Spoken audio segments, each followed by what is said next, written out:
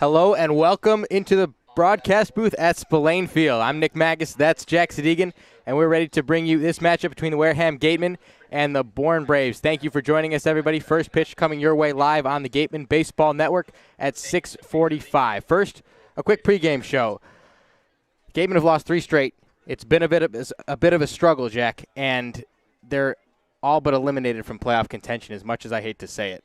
Yeah, it's going to be tough. The Gatemen are going to need to win at least 4 of these next 5 and get a ton of help from both Cotuit and Falmouth. Basically, they need to win 3 more games than both of those teams. So, for example, if Wareham won 5 games, then Cotuit and Falmouth could only win 2 of their next 5 games, meaning both of them could only win 2 of their next 5 games. So really tough for the Gatemen. But there is still a path to the playoff, but it's a little slim. Last night in Cotuit, it was a slim chance. Tonight, we need a miracle. Right. But we'll return to the focus of this league, and it has been from the beginning, which is player development. And one of the big storylines from the get-go is player turnover. We've seen guys come in, guys come out over the whole course of the season, and Wareham taking on Bourne tonight is in a very similar situation. Bourne, that is.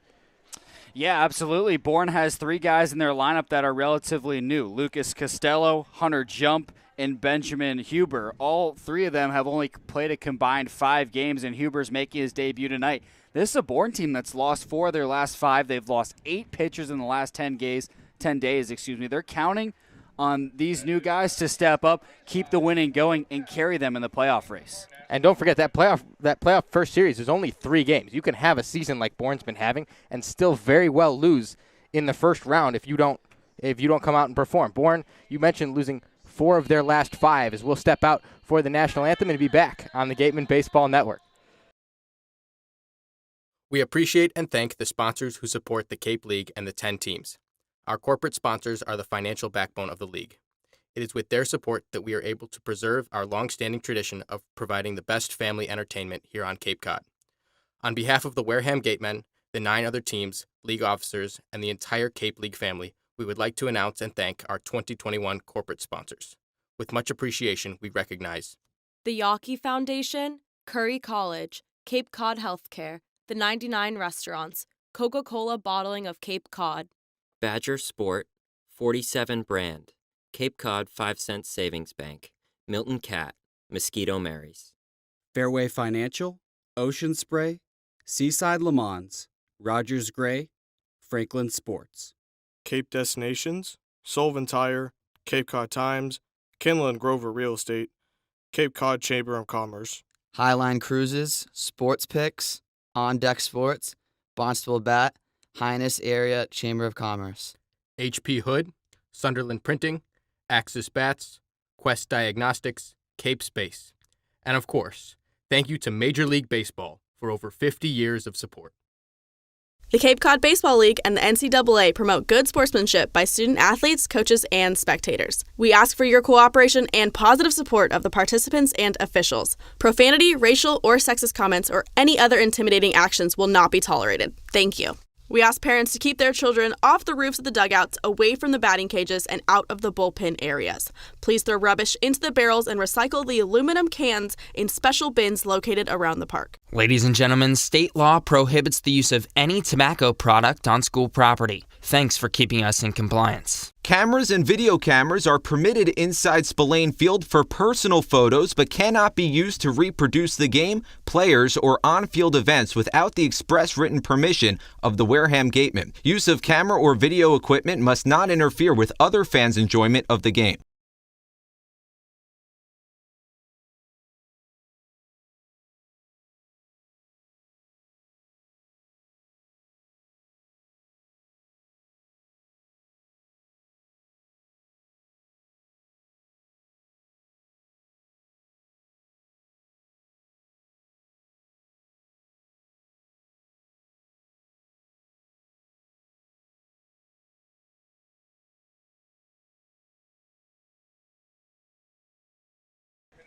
Back on the Gatemen Baseball Network, and right before the break, we mentioned that Bourne has lost 4 of their last 5 games.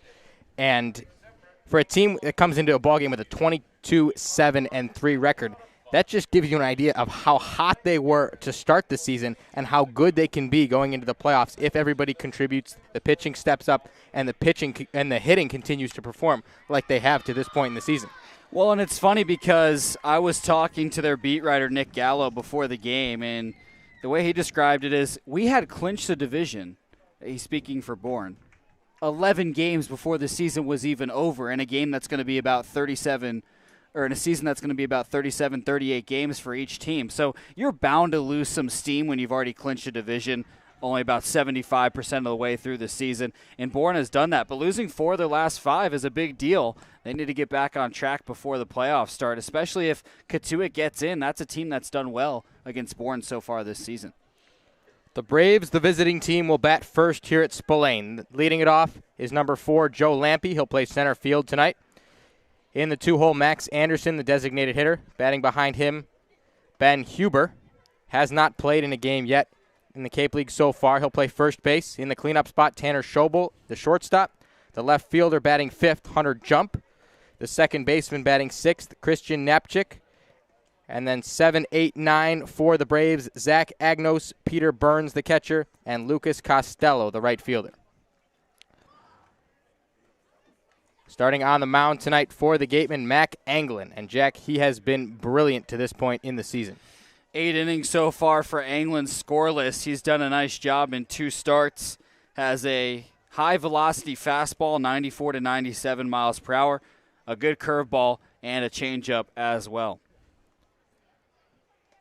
The Gatemen take the field first. Around the infield, it'll be Cameron James at third base, Jim Jarvis at shortstop, Tommy Troy at second, and then getting his first Cape League start tonight, Mike Nell over at first base. Behind the dish tonight for the Gatemen, Jimmy Crooks, and then from left to right in the outfield, Devereaux Harrison, Tress Gonzalez, and Cade Kern. Yeah, congratulations to Mike Nell. He grew up in Dennis, has been watching Cape Cod baseball all his life, and gets his first Cape League start with just 5 games to go in the 2021 season. Big moment for him, and a congratulations in order for Mike Nell.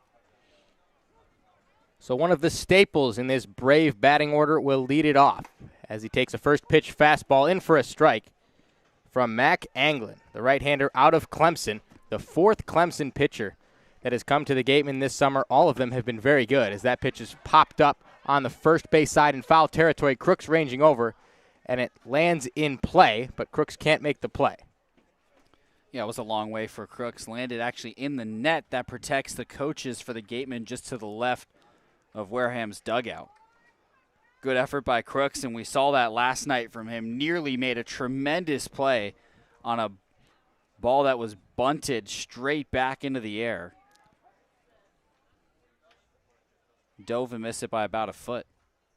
The 0-2 pitch from Anglin misses outside as Joe Lampe stands in the left-handed batter's box, playing center field tonight. Into this game, hitting .275. The 1-2 is in the dirt. Yeah, Lampe 3 for his last 6, and he's drawn 4 walks. It's in the last 2 games. 3 for 3 with a couple walks as that one's slapped into right field. Tommy Troy trying to make the play, and he can. It's down for a base hit. 3 for 3 with a couple walks against YD back on the 28th, and getting his night here in Wareham off to a good start. Leadoff man aboard for the Bravos. Equidistant between Tommy Troy, the second baseman, and Cade Kern, the right fielder. Perfectly placed little flare into right. And a good start for the Braves, a team that the Gatemen have yet to beat this season, 0-3 against Bourne. That's a common theme across the Cape League, though, as Anglin gets a first pitch fastball over the plate. The only one who's broken that theme is Katuitt, who has 2 wins against Bourne. Max Anderson, the batter, checks it up, goes through it for strike 2. Once again, Anglin ahead of a Bourne hitter. No balls, 2 strikes. And with Katuitt right now in that playoff spot, as we were talking about before the game, that first series, just a 3-game set in the postseason between the 2 winners of the West Division, certainly not a given for the Braves. Absolutely not. And Katuitt has won 3 in a row playing good baseball. They're starting to hit the ball really well. The 1-2 to Anderson. Fouled off. Goes to the backstop. Joe Lampe on first base after he singled to lead off the inning. Nobody out. He's the lone base runner. And Max Anderson in the right-handed batter's box is a courtesy throw to first base. Keeps the runner close. Anderson's had himself a good summer. 301 average. That's 7th in the league. A home run and 9 RBIs. The 1-2 pitch is a slider away. Anderson never had to think about it, and the count evens at 2.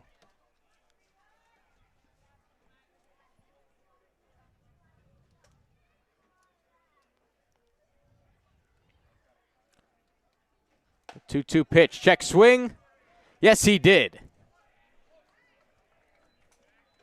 Anderson down on strikes. And the first out of the inning, first out of the ball game, recorded for Mac Anglin. Yeah, nice job. Anderson tried to hold back, went around. Anglin a fastball slider mix pretty much so far. I think I've seen a changeup or two.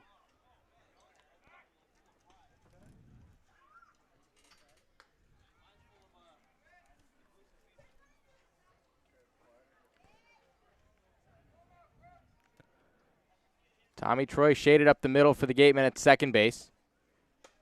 As that one gets by Jimmy Crooks. Fastball upstairs off the glove of the catcher out of Oklahoma. And that moves the runner into scoring position. Still 1 out in the inning. It looked like Crooks was ready for that pitch to come up high, but just bounced off the top of his glove. Ben Huber now the batter. Has not played in a CCBL game this season. It's amazing we're saying that with just 5 games left in the season, but a couple guys between these two teams, that's the case tonight, as he cuts through a Mac Anglin offering.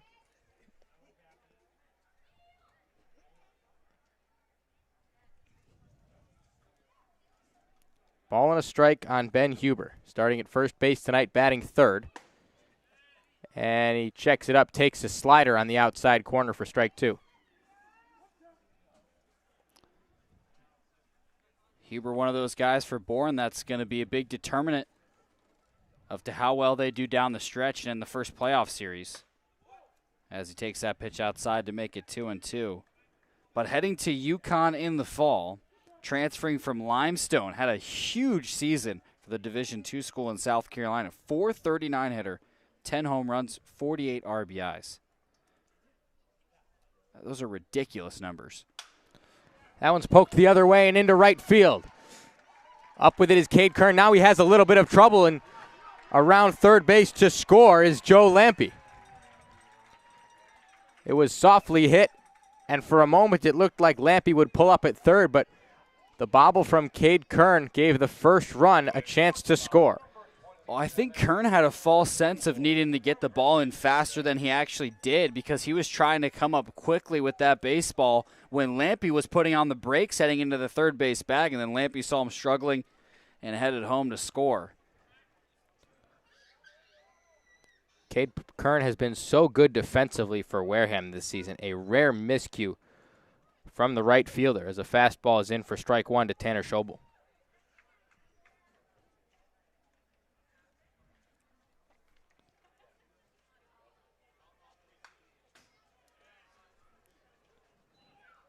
Foul ball on another fastball from Anglin. Pounding the strike zone early, the right-hander out of Clemson. Comes set at the belt. And delivers to Schobel. That one high and away. Schobel, a .319 hitter this year on the Cape League season. 3 home runs, 14 RBI. Trying to extend a 7-game hit streak.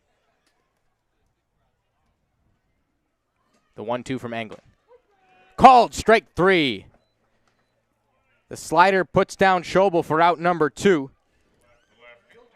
And Hunter Jump comes to the dish for the Braves. And Schobel's wondering, what am I supposed to do with that slider? Because it crosses over the front outside corner of the plate. and drifts away from his bat. Not a pitch that he can swing at. That is perfectly executed for Mac England. First pitch misses upstairs to Hunter Jump. Another one of these Braves that doesn't have a lot of Cape League experience. Playing in just his second game, he's 0 for 3 on the season. Yeah, made his debut yesterday.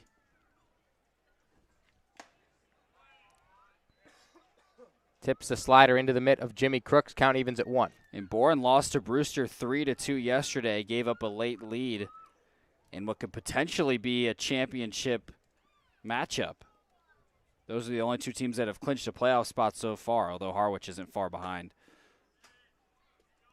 High fastball is fouled off. Once again, England ahead, 1-2. Listen to this playoff scenario for Harwich.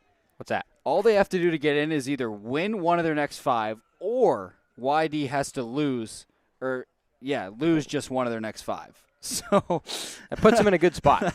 It's a pretty good spot. That's popped up behind the plate. It will get out of play. And Jimmy Crooks gets a new baseball. So the only scenario Harwich wouldn't make it is if they go 0-5 in their last 5 games and YD goes 5-0. We need someone to start doing playoff probabilities for Cape League games. Well, normally they don't have to because they all play the same number of games, so it's just games back. Not to mention 8 of the 10 teams typically make the playoffs. Right, so nobody normally cares that much about the playoff race. Wouldn't even be something for Wareham to worry about in a normal Cape League season. I like it better this way, I'll be honest with you, though, because it's if 8 teams get in, it doesn't make the regular season that exciting. I agree. That one slapped the other way. Cameron James is right there to record out number 3. The line out ends the top of the first. The Gatemen coming to bat right after this.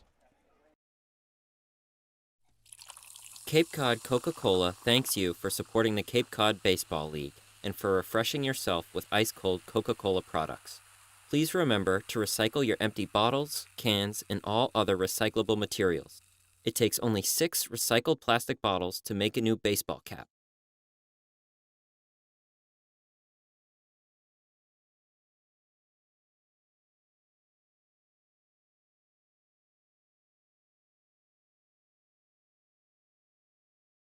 Badger Sport is a leading provider of superior quality team uniforms and performance athletic wear, including performance t-shirts, fleeces, shorts, and pants. From the fields to the stands and at every practice along the way, Founders Sport Group makes authentic, quality apparel accessible at the speed of the sport. Visit foundersport.com today.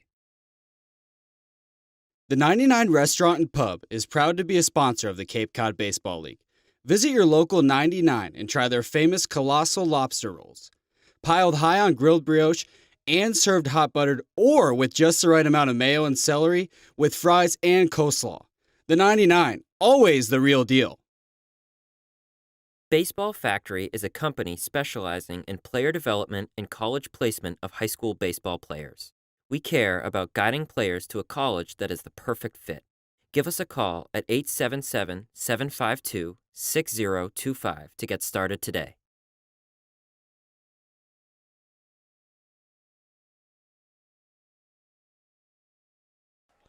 One to nothing in favor of the Braves as we go to the bottom of the first inning.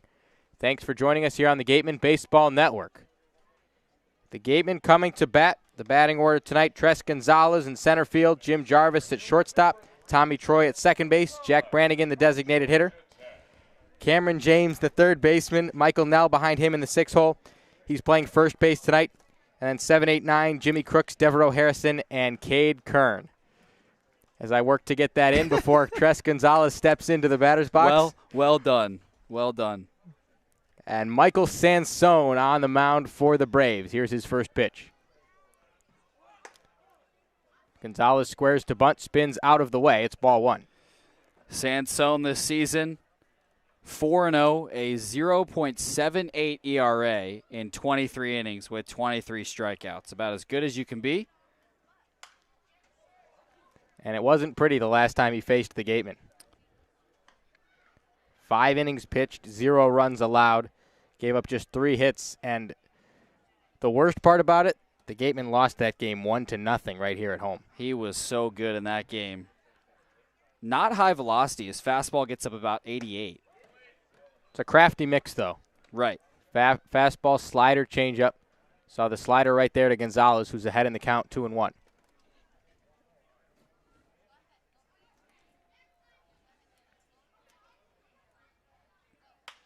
Right back up the middle at Sansone. And he makes the catch for out number 1. Wow. Well, it doesn't help you either when he also has a tremendous glove. Just a great all-around player out of Fairfield. And so many times you see guys like Sansone who have great seasons at smaller schools like Fairfield who eventually make the move to transfer. But we receive word that that is not his plan, at least not for next year. And there's a lot of reasons guys decide to transfer or not, so I'm not going to pretend that I know his exact situation, what he's doing, but good for him. If he's enjoying his time at Fairfield, he's playing really well, to stay there for another year, keep getting better. He works out of the stretch with nobody on base and gets a fastball over. That strike 1 on Jim Jarvis.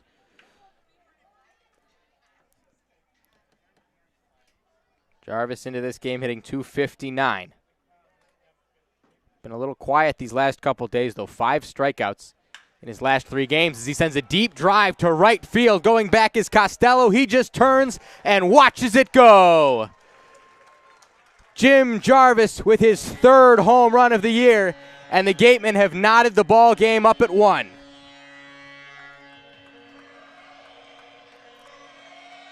I mean, this is unbelievable, Nick. This is a guy who had hit a total of 2 home runs, all of college ball and summer ball heading into this summer, and he now has 3 home runs in the last 5 games. That is incredible for Jim Jarvis, and off Michael Sansone to tie the game in the bottom of the 1st.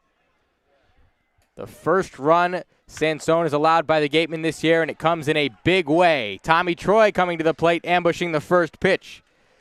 And a base hit for him has the Gatemen rolling here early in the 1st. That's the kind of stuff that just sends a jolt of energy through your team. A guy that's not normally a power hitter, a bomb to right field, and Costello knew it right away. He barely even made any steps. Gave the courtesy turn and then just said, see you next time. Now Brannigan, the cleanup hitter tonight. He's the designated hitter this evening.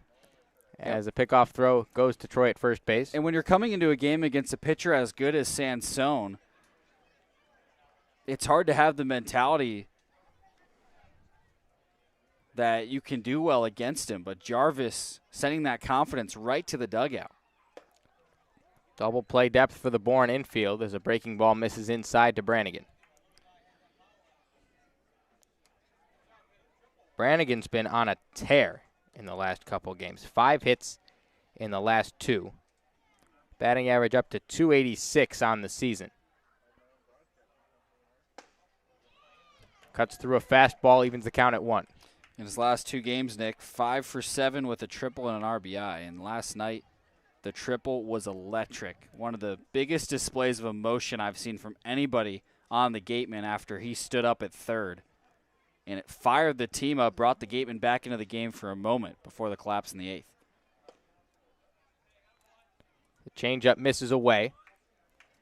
2-1 goes the count on Jack Brannigan. Tommy Troy standing at first base. He singled after Jarvis. Tied the ball game with a solo home run. The 2-1 to Brannigan. That's drilled. Deep to left field it goes. Out of here. Jack Brannigan with a 2-run shot of his own, and the Gatemen take the lead.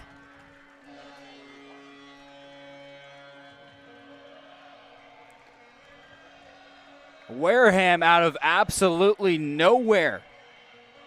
2 bombs in the first inning.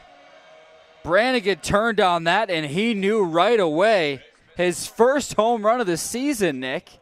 This is incredible. Michael Sansone has given up 1 run in 23 innings coming into this game, and the Gatemen have 3 in the first inning. Well, the Gatemen offense had been largely quiet for the last couple weeks.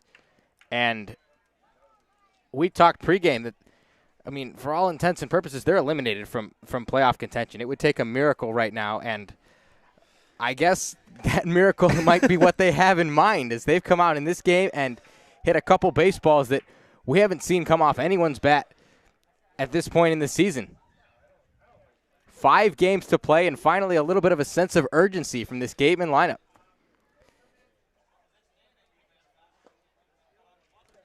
Slider in the dirt. Cameron James takes it for ball 1. He had a 4-game hit streak snapped yesterday.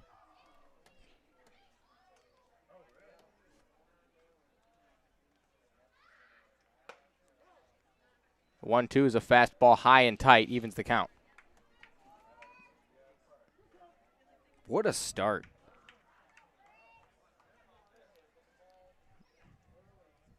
And to do it against Bourne makes it 1,000 times better.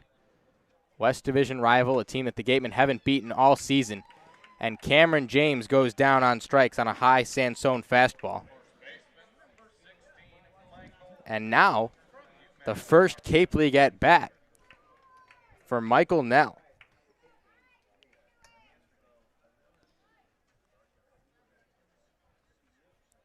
The right-handed hitter out of UMass Dartmouth joined the team just a few days ago and cuts through a first pitch changeup. 5-year starter at UMass Dartmouth, Nick, and he knows this area well. Grew up in Dennis, obviously, but played 3 summers in the NECBL for the Martha's Vineyard Sharks.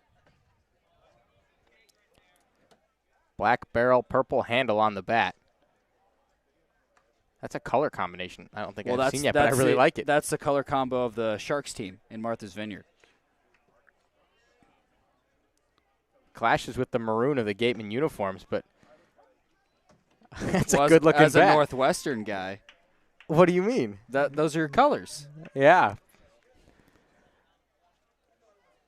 See if I can buy that bat off him after the ball game. Is the 1-2. Grounded at 2 shortstop. Tanner Schobel has a routine play and has an out. Damage is done, though, by the Gatemen. A solo shot from Jim Jarvis and a 2-run bomb from Jack Brannigan give them the lead. We go to Julia Joseph now, our sideline reporter, who we are told has Brannigan, but after that home run,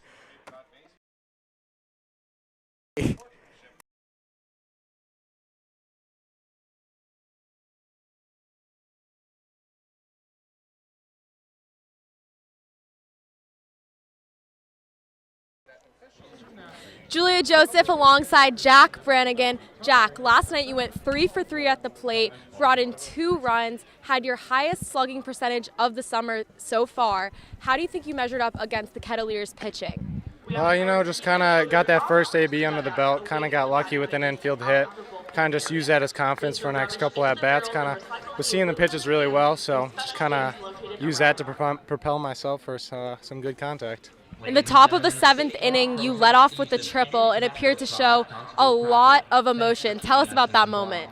Well, we were down by 2 at the time. It was a big game yesterday, so just getting that leadoff guy on, especially all the way to third, was just big for the team, so I was kind of just trying to fire up the boys and kind of get the comeback going. And coming in clutch again, literally just this inning, a 2-run homer. You're really taking the momentum from last night. What are you looking to do tonight?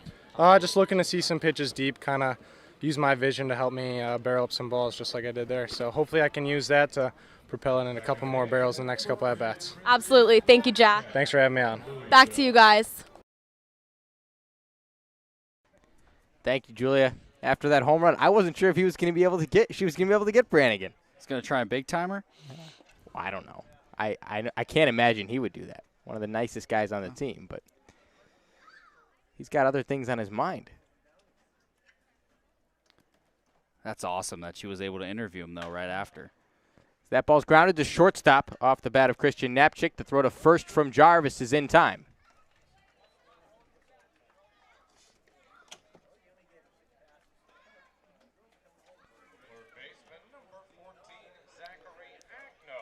So Zach Agnos now the batter, the third baseman.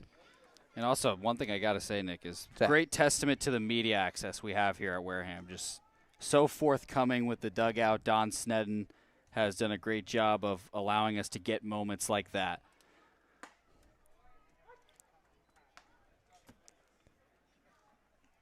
Definitely one of the best parts of the Cape League season. Anglin is back out there for the Gatemen. That pitch fouled off by Agnos. 0-2 count now on the third baseman out of East Carolina.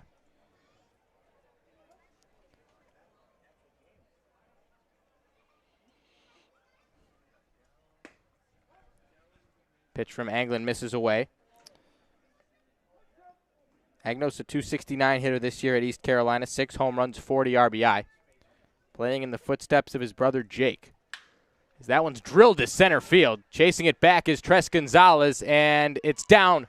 Goes all the way to the wall. Gonzalez picks it up. And now Agnos will slide around second base and get back to the bag. He thought about 3 and then thought better of it. Leading things off with a double for the Braves. I don't know if I've ever seen that. Agnos went around the second base bag and slid like he was sliding into a bag after he was already 4 steps around second as a way to quickly turn around back to second. He needed a way to stop his momentum, and I don't know if you see too many voluntary slides here on this stone dust, which is not kind to players' knees and elbows.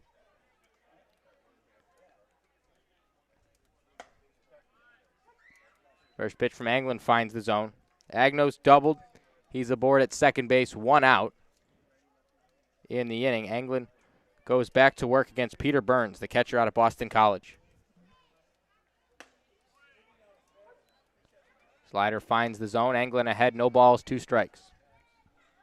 Rare to say for a Bourne lineup we've seen this season, but honestly weaker in the bottom 3 hitters. Agnos was hitting only .203 coming into this game. That was just his 3rd double of the season. Called strike 3. It's a fastball on the outside corner. 3rd strikeout now for Anglin. And after a couple breaking balls to Peter Burns, he froze him with a dotted fastball. That's out number 2. Yeah, another guy he can go after, Lucas Costello, only played in 4 games for Bourne. He's 1 for 12. First pitch is a strike. That's a slider. And a pretty one. Huge break across the plate.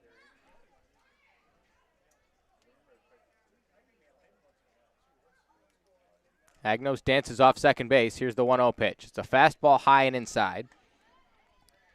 The strikeout against Burns was huge. After you give up a leadoff double, a strikeout or a pop-up is the ideal way to get the next batter out. The 1-1. Fastball away, and it's strike 2 on Lucas Costello.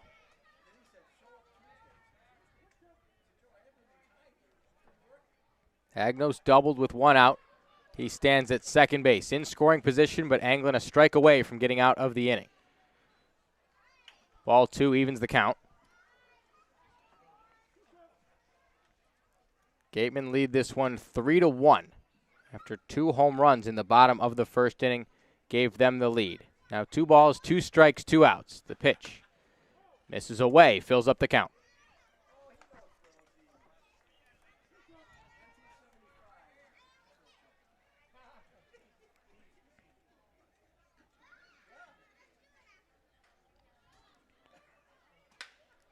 Sent back toward the middle of the field. Jarvis has it on a hop. A throw on the run to first.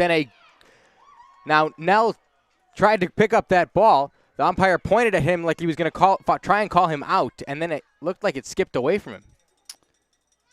That was another odd scenario because Nell had it for a moment, but it popped out the last second, and the first base umpire decided he did not have enough control of that to rule it an out when he was about to call the runner out at first.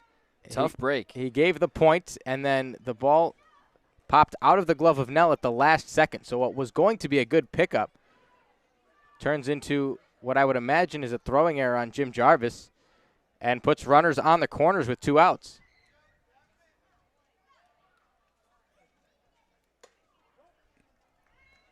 First pitch from Anglin misses high, and this is now the top of the order. Joe Lampe in the box. Tough to score that last play. I'm not sure how I would. will go down as an error on Jim Jarvis. As another fastball misses high. And so you were right, Nick, and I think that's the right call because it was a tough play for Nell and a throw Jarvis probably should have had. Tough break for Anglin. See if he can get out of the jam. The 2-0 pitch misses away. And Anglin facing some real adversity for the first time in the ballgame.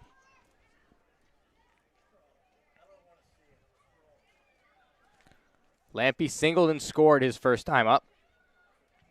Now 3 balls, no strikes. And a fastball finds the zone. Anglin didn't have a lot of trouble his last time on the mound. He only gave up 2 hits in 4 innings against Katuitt. Hitters count 3-1. Here's the pitch. That's a strike on the inside corner. Mac Anglin right back in the count. And once again, a strike away from getting out of a jam.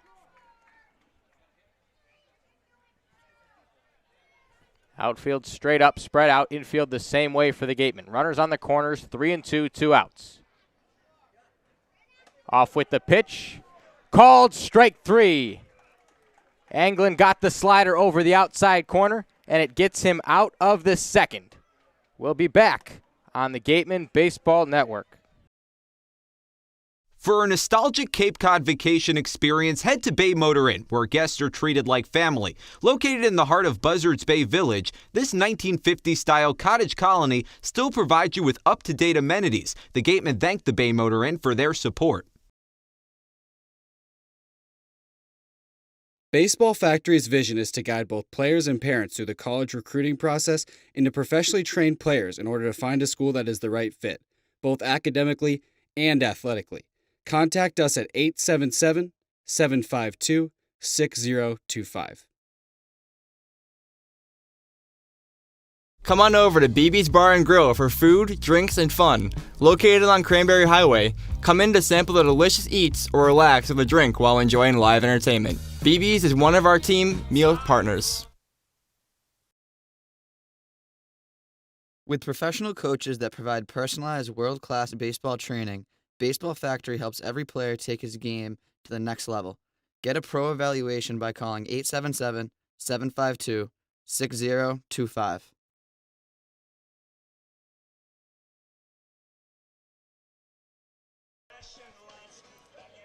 Back once again for the bottom of the second inning. Nick Magas here with Jack Sadighian on the Gatemen Baseball Network. The Gatemen jumped out on top early and send the bottom 3 guys in the order to the dish first here in the bottom of the second inning. 2 home runs in the first. Jarvis, who's unexpectedly added some power to his bat in the last week or so. I guess he's been eating his Uncrustables. And Jack Brannigan, the 2-run homer to left, his first this season. We knew he had the power and has been showing it off recently, but that was his first home run. So this is Jimmy Crooks, lefty-lefty matchup to start off the inning. And Sansone gets a fastball over the outer third for strike 1. Crooks, a late addition into the lineup. Don Snedden crossed out a name, added Crooks right before he walked the lineup card over to the Bourne dugout. Well, I think Snedden likes to have some indecision as that ball's grounded to second base onto first for out number 1. Because there is rarely a day where we get a lineup card from the dugout where there is not at least one name crossed out. I don't think it's an easy process going through his head. I want to know what's going on up there when he's thinking about who he's going to put in a lineup, especially because in the Cape League, it's not necessarily the best players in a given day. You're trying to work guys in, and I totally understand that. And I don't say that to disparage him in the slightest. I just think it's funny that the lineup is just kind of it's almost like a rough draft that we receive up here every day. It looks pretty when it goes out on Twitter, but Snedden doesn't make our job easy. We thought Frechette was going to start this game up until about a half hour before first pitch. As Devereaux Harrison in the box, giving Owen Diodati his second day off in a week and his second day off of the season. Yeah, well deserved. And a chance for Devereaux Harrison to work as a two-way player.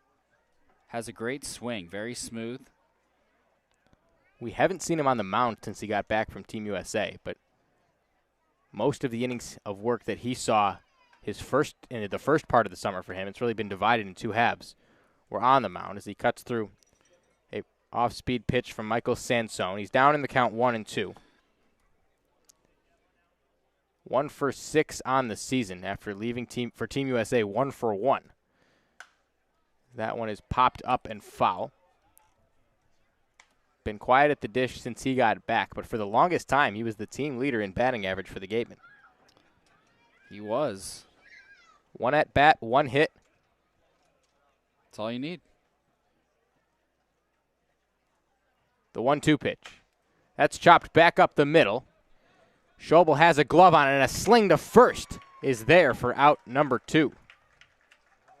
That's a nice play by Schobel. On the move, up the middle, didn't have a lot of time, threw a strike to first. And Devereaux Harrison's pretty quick down the line. That's not an easy putout.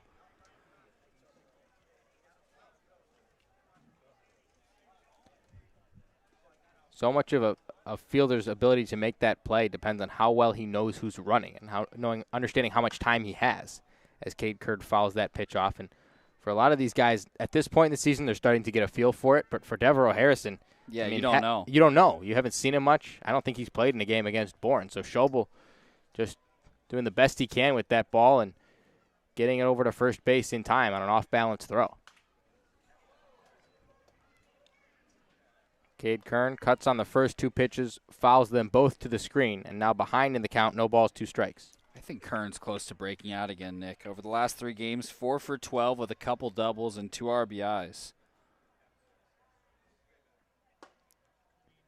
The 0-2 misses high. He's been more patient at the plate, but strikeouts have still been an issue for him. 31 on the season and 95 plate appearances. The 1-2. That's fouled off the right foot of the catcher, Peter Burns.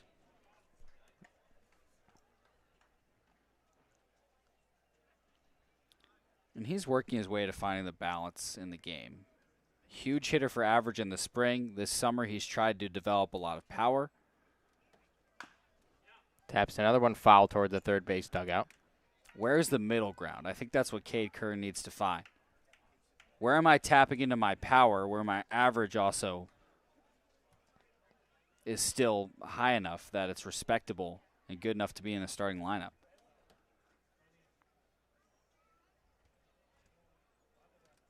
The 1-2 to Kern, fouled off once again. And you're right, for a guy that only hit a handful of home runs at Ohio State this year, he really seems to have approached this Cape League season like a chance for him to show off some power. And right. There's a fine line between showing it off a little bit, because we know what kind of pop he has in his bat, showing it off for the scouts, and also staying within yourself, understanding who you are as a player and what you need to get done to put your best foot forward and help your team win some games here on the Cape. But Cade Kern for the entire summer, you're right, Jack, has been right on the cusp as the 1-2 goes to the screen yet again. Well, he has time to figure it out. Just finished his freshman year. And a guy that I wouldn't be surprised if you see him right back here in the Cape League, maybe even with the Gatemen sure. Next season.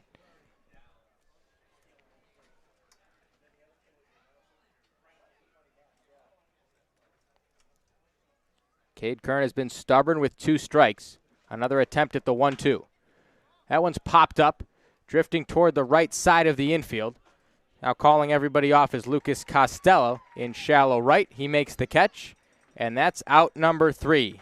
Top of the order for the Gatemen will come up in the 3rd, but first, the Bravos coming to the plate. It'll be Anderson, Hubel, and Schobel when we come back. Come on over to BB's Bar and Grill. One of the area's best restaurants is located right up the street. Brewfish Bar and Eatery. Brewfish offers 20 rotating craft beers on tap and creative pub food. Check out their off-the-menu brunch with a Bloody Mary bar and $5 mimosas on Sundays. Join us for outdoor dining and drinks under the tent or for live music. Located on Route 105 in Marion. Cape Cod Healthcare is committed to coordinating and delivering the highest quality healthcare services which enhance the health of all Cape Cod residents and visitors. You can expect this level of patient-centered care throughout our entire healthcare system. Imagine waking up to a seaside breeze, a fishing fleet leaving for work, and a crimson sun rising over seals relaxing on the sandbars. This is the experience of Chatham Bars Inn, Cape Cod's premier resort and spa. To learn more about Cape Cod's finest luxury hotel, resort, and spa, visit chathambarsin.com. Cape Cod Healthcare offers a comprehensive array of medical services delivered by top-notch teams of healthcare.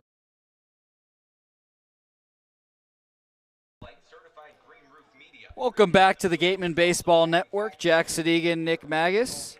3-1 Wareham as we enter the third inning. Anderson, Huber, and Schobel, the 2-3-4 hitters coming up for the Braves. And Englund on the mound for his third inning of work. Gave up a run in the first. It was unearned after Lampy scored when Kern struggled with the base hit in right field. Now the first pitch to Max Anderson is lined to center field. Deep. Gonzalez backing up, makes the catch. Twisting and turning, Tres Gonzalez reached out and snatched a double away from Max Anderson. Well, first it was a drop step with the left foot. Gonzalez knew off the bat that he'd be tracking it back toward the wall, but didn't know which direction he'd have to turn, as he had to spin around a couple more times before he tracked that ball down. But stayed focused, kept his eye on it, and made the catch.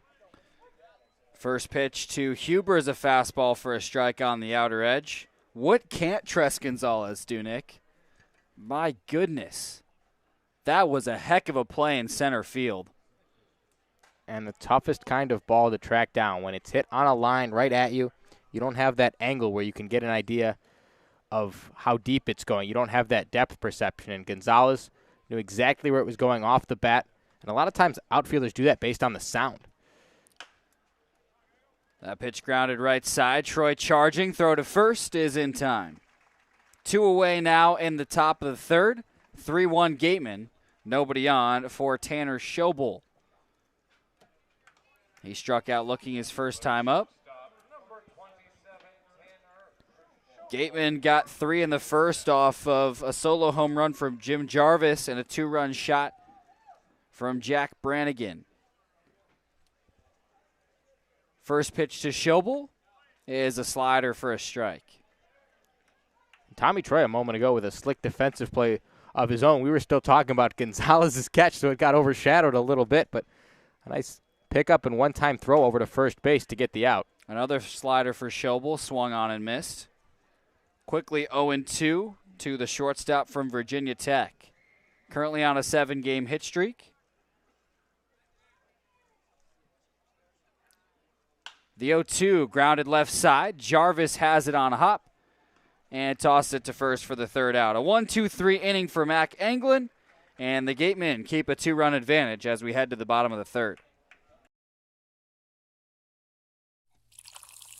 Cape Cod Coca-Cola thanks you for supporting the Cape Cod Baseball League. Cape Cod Coca-Cola has been proudly refreshing the community for over 30 years, and we're honored to support the Cape Cod Baseball League and many other wonderful organizations on the Cape.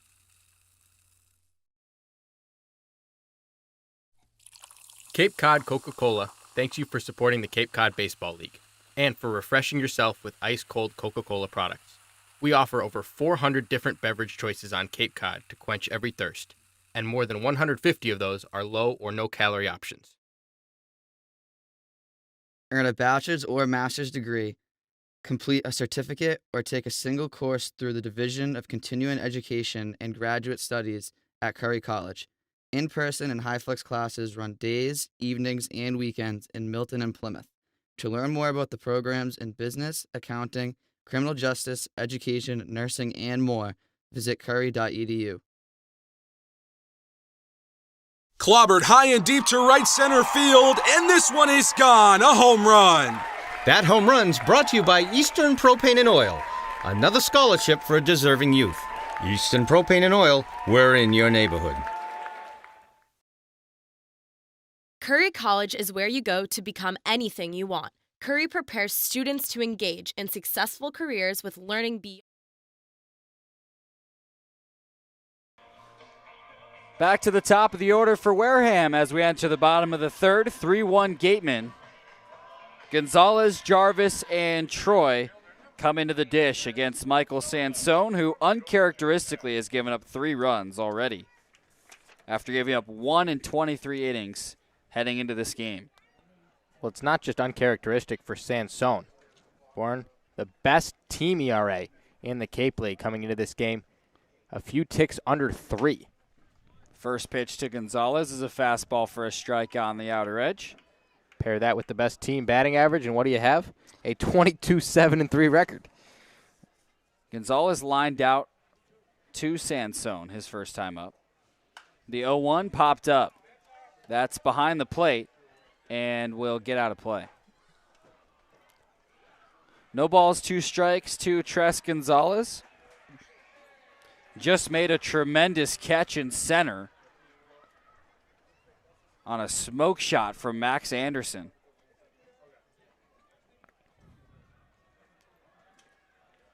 Gonzalez trying to extend an 11-game hit streak. Longest the Gatemen have had this season. The 0-2, a slider just outside. He's 12 for his last 20.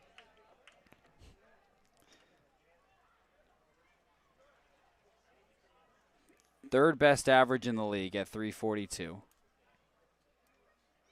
The 1-2, a fastball outside. And his average has gone up 61 points since he started that hit streak 11 games ago. It helps that the majority of them have been multi-hit games. 4 Right. for 5 a couple times. 6 multi-hit and 4 for 5 twice, like you just mentioned. The 2-2, a fastball that hit him.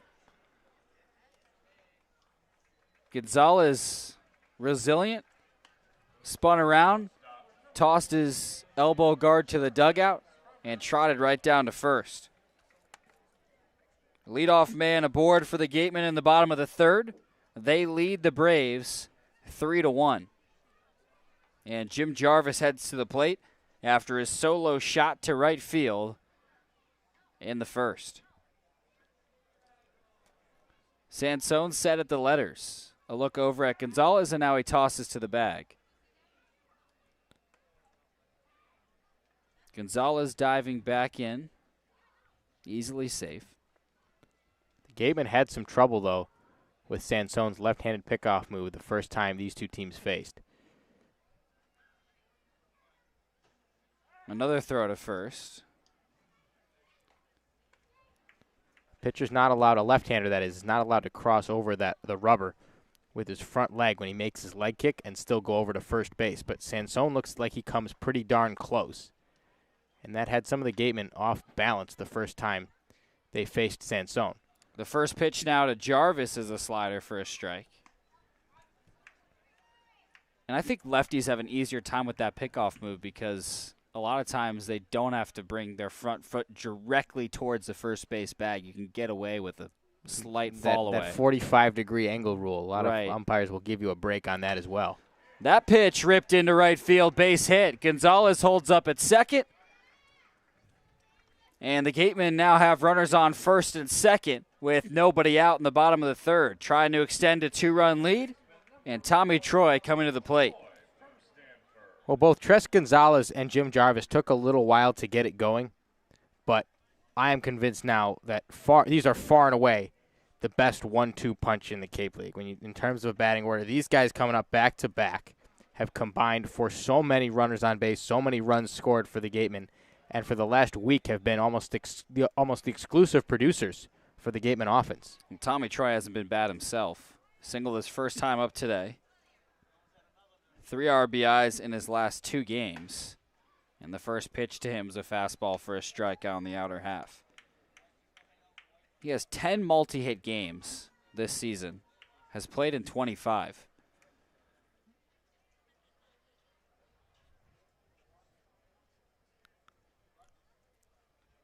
Gonzalez on second, Jarvis on first. The 0-1 is slapped to the left side. That's taken by Agnos, who flips to second for the out. No throw for Napchek. He just holds it at the second base bag. Gonzalez advances to third. Troy is safe at first. And a nice play by the third baseman, Zach Agnos, just to get an out. A 5-4 fielder's choice. Now runners on the corners, 1 away. And the bottom of the third. 3-1 Gatemen And Jack Brannigan coming to the plate. Well, smart play by Agnos doing the only thing he could do in that situation, which is shovel the ball directly where his momentum was taking him. If he tries to set his feet square around and make the throw to first, there's no chance to get the speedy Tommy Troy. Instead, he makes the smart play, gets the out at second, and the Gatemen with 1 out now in the inning. First pitch to Brannigan, cut on and missed. His first homer of the season in the first inning, a 2-run blast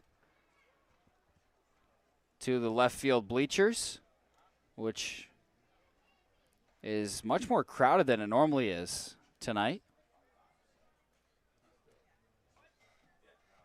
The 0-1. Popped foul. Well, Spillane Field's the only ballpark in Cape Cod that has legitimate seating in the outfield. And it's no secret that those aren't really the best seats in the house. But as you said, a good turnout there. Looks to be at least 50 fans in the outfield bleachers tonight. A great Saturday night turnout here at Spillane Field. We don't get the official turnout until when? The 5th inning? I think a little bit later than that. No balls, 2 strikes to Brannigan. Sansone throws over to first to check on Troy. It is a ballpark that has the highest capacity, I believe, in the entire Cape League. Can handle up to 6,000, 7,000 fans about for All-Star games. They do have to bring in a few extra bleachers for that. But the outfield seating really helps in that scenario. That pitch to Brannigan in the dirt. Now a ball and 2 strikes. Brannigan DHing for the second day in a row. Has Gonzalez on third and Troy on first with 1 away in the bottom of the third. 3-1 Gatemen. All the runs in this game came in the first inning. Sansone set at the letters. A look to first. Now the pitch. A breaking ball well low. 2 balls and 2 strikes to Brannigan.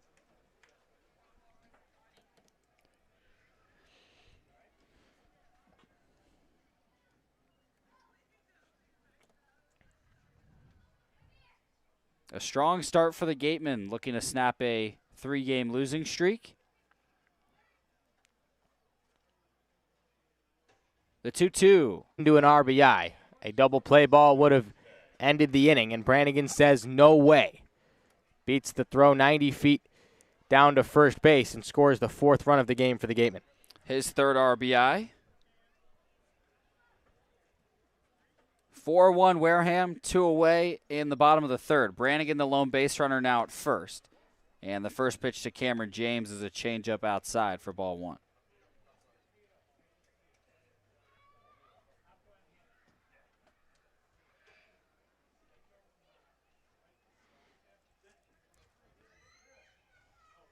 James struck out his first time up.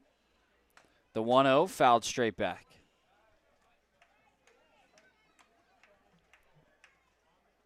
Last time Bourne was in Wareham, Sansone pitched through 5 scoreless innings in a 1-0 win for the Braves. But tonight, the Gatemen already have tagged him for 4 runs. We're still just in the bottom of the 3rd. Sansone, as the 1-1 is cut on and missed. Tied for the league lead in wins with Anthony DeFabia of Falmouth. 4-0 coming into today. Held the 2nd best ERA in the league behind the Gatemen's very own Adam Mazier. A ball and 2 strikes to James. Runner on first, 2 outs. Here's the pitch. Swung on and missed. Got a fastball by James. And that will retire the 3rd inning. Gatemen get 1 off of 1 hit and leave 1 on base. 3-run lead for Wareham. We head to the top of the 4th on the Gatemen Baseball Network. Imagine waking up to a seaside breeze, a fishing fleet leaving for work, and a crimson sun rising over seals relaxing on the sandbars. This is the experience of Chatham Bars Inn, Cape Cod's premier resort and spa. To learn more about Cape Cod's finest luxury hotel, resort, and spa, visit chathambarsinn.com. The Wareham Gatemen would like to thank Franklin Sports for their sponsorship. Franklin is proud to be the official batting glove of the Cape Cod Baseball League. This summer, all 10 teams are wearing their own custom team batting gloves, courtesy of Franklin Sports. To create your own, visit franklinsports.com/custom. Enter code CCBL20 for 20% off your purchase. From the Cape to the majors, only the best hitters in baseball wear Franklin.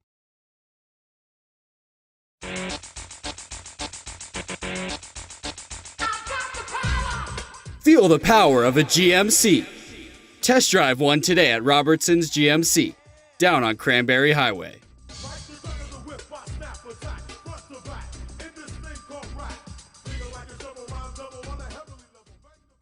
Wareham House of Pizza has been serving Wareham and Marion for over 40 years with steak and cheese, pizza, and subs. Located in Shaw's Plaza, head on over for pickup or let them deliver.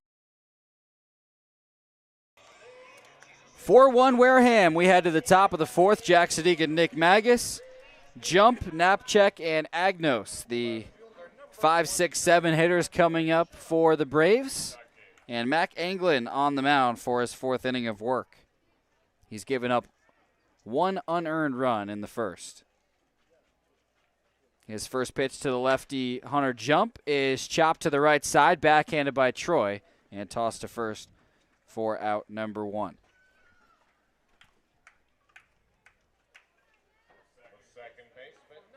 One pitch, one out for Anglin to start the fourth. Now Christian Napchek, the second baseman from Louisville, coming to the plate.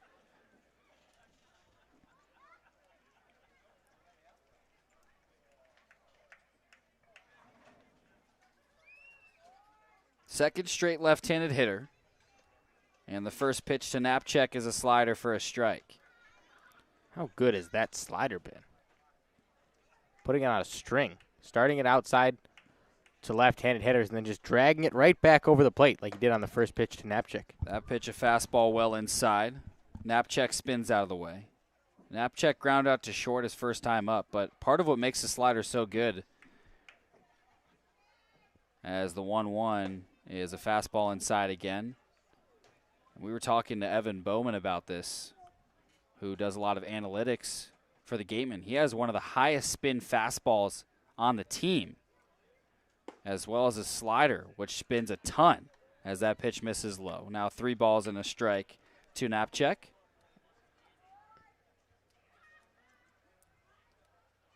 The 3-1. Grounded up the middle. That'll get through to center field. Past a diving Troy. It's a one-out single for Christian Napchek in the top of the fourth. 4-1 Gatemen. Zach Agnos, the third baseman, heading to the plate. Well, Napchek was just waiting for a pitch where he could get his arms extended. Mac Anglin came with 3 inside pitches, all of them too far inside, all of them out of the zone, and had no choice but to come back over the plate with that fourth pitch to Napchek. That's what he did. And the second baseman stayed inside it, drove it right back up the middle for a base hit. Agnos doubled his first time up. The first pitch to him, a pretty slider for a strike. Spin rates have become the hot topic this year for pitchers, Nick. Well, it's been a few years now, but as you say, it's what creates the movement on the baseball, and guys are using them in different ways to their advantage, using that information, but just about everybody wants to have it at their disposal now. That last pitch cut on and missed. Now no balls and 2 strikes to Agnos. Anglin working from the belt, likes the sign. Here's the pitch. That's grounded up the middle again. Jarvis has it, flips it to Troy for 1. The throw to first is in time. A 6-4-3 double play retires the side in the fourth. 4-1 Gatemen. Bottom of the inning coming up on the Gatemen Baseball Network.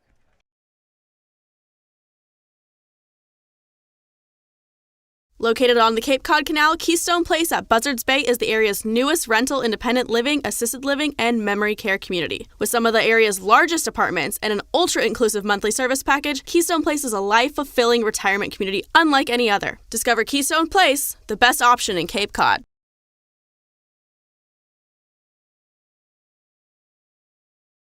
One of the Gatemen's favorite places for their post-game meals is Cool Cone, where you can get anything from fried clams and fried chicken to an ice cream sundae, and then top it all off with a round of mini golf. Cool Cone, located on Route 6 on the Wareham-Marion line.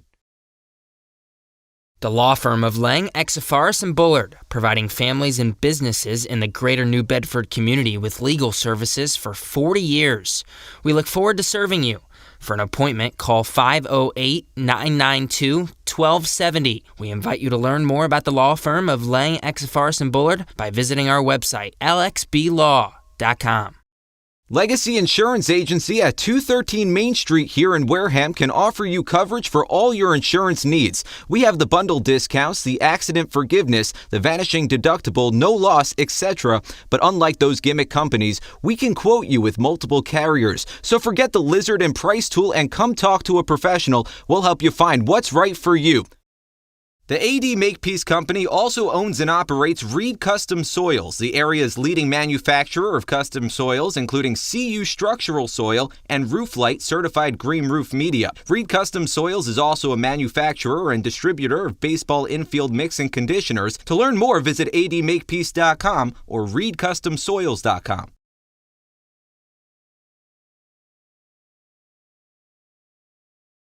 Got legal trouble? Attorney Mark Deshays is here to help the greater New Bedford area with real estate and business law, estate planning, and probate. Visit him today.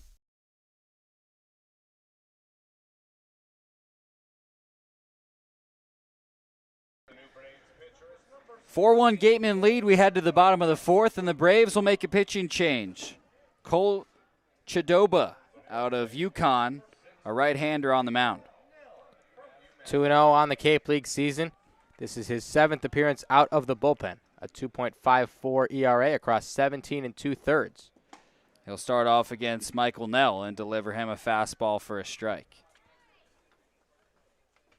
0-1 to Nell. He grounded out to short in his first Cape League at-bat. That pitch, a slider outside. Now a ball and a strike to Nell.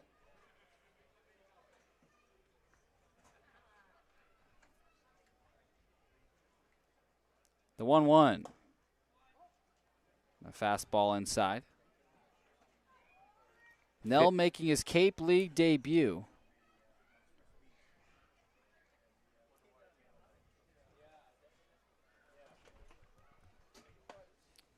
That pitch cut on and missed. 2-2 to Nell.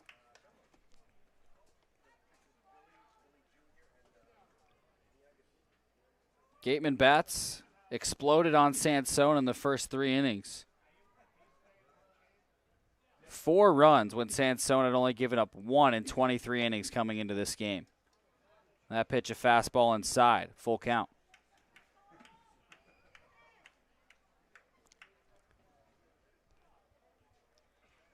Three runs for the Gatemen in the first, 1 in the third. Bourne's lone run in the first. Payoff pitch is grounded weakly to the left side. Agnos charges in the grass. His throw to first is off the bag. Huber able to snag it, but his foot came off the first base bag. And Nell reaches for the first time in his CCBL career. Well, that should be his first hit of the Cape Cod League season. It wasn't pretty, but get that baseball. It got the job done, and the leadoff man aboard for the Gatemen. Nell from Dennis, Massachusetts, getting his first Cape League hit. Congratulations to him. First pitch to Jimmy Crooks is fouled back. You'll see the Gatemen attacking Chidoba early. Not just because they're swinging the bat well, but because Chidoba is not a pitcher that walks batters, just 2 on the entire Cape League season. Pairs that with 15 strikeouts, and what you have there is just a guy who likes to fill up the zone, who likes to attack hitters early. And you know that the Gatemen hitters know that. Crooks grounded out to second his first time up. The 0-1 is grounded up the middle, taken on a dive by Schobel, and he flips to second for the out. A 6-4 fielder's choice. One away now in the bottom of the fourth. Gatemen up 4-1, and Crooks the base runner on first. Devereaux Harrison working his way into the right-handed batter's box. In left field today. Just his second time there all season. Ground out to short his first time up. First pitch to Harrison. A fastball for a strike on the high outside corner. Harrison yet to record a hit since he returned from Team USA. Now would be a good time. Has Crooks on first with one away in the bottom of the fourth. 4-1 Gatemen. Lights on at Spillane. That pitch swung on and missed. Quickly 0-2 to Harrison.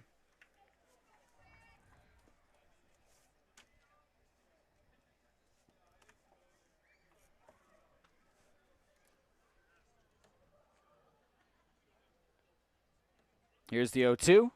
Slider away.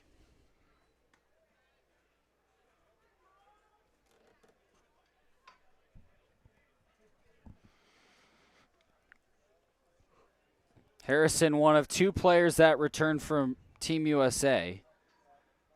Him and Paul Skeens, who both were here for the first week and a half of the season. Coming back to finish up the summer with the Gatemen as that pitch misses outside. 2 balls and 2 strikes.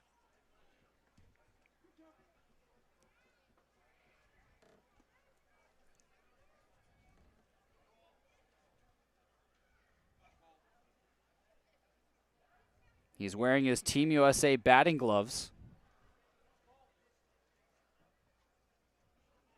The 2-2. Knuckled to short. Taken on a hop by Schobel. Flips to second for one. The throw to first is in time. 6-4-3 double play matches the Gatemen in the top of the inning and retires the bottom of the fourth. 4-1 Wareham. You're listening to the Gatemen Baseball Network.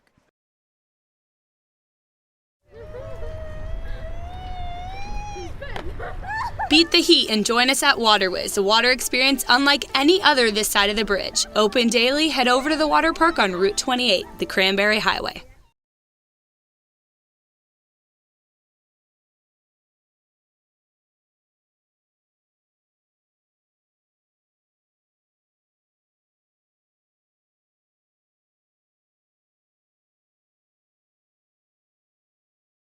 The Gatemen would like to thank Wareham Country Market for helping to feed the Gatemen players and staff after games. They are located about a quarter of a mile from the field on Route 6, offering a convenience store, a Dunkin' Donuts, and a deli. Village Signs of Mattapoisett. They do it all, from logo design, trucks and buildings to boats. Village Signs has proudly served Southern New England for over 35 years. Visit them at villagesigns.inc.com for all your signage needs.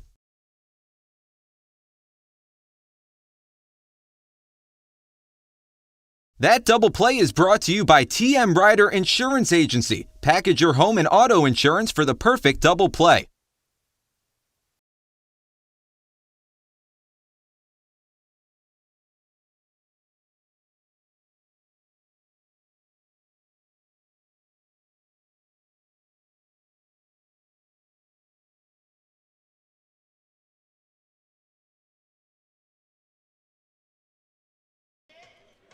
Welcome back to the Gatemen Baseball Network. Top of the 5th inning with Peter Burns, Lucas Costello, and Joe Lampe leading it off for Bourne. And Anglin back out on the mound. This will be his longest outing of the season if he's able to get an out in the 5th.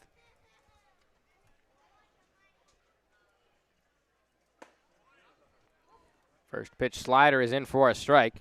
And that slider is on today. So good so far from Anglin.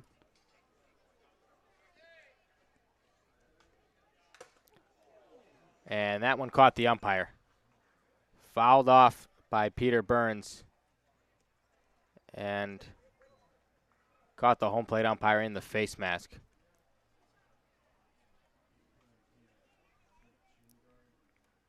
Wareham trainer out to check on him, and we hope that he is okay. after taking a foul ball straight to the face mask. And that knocked off a piece of his chin guard. It's now sitting behind home plate. So came in quickly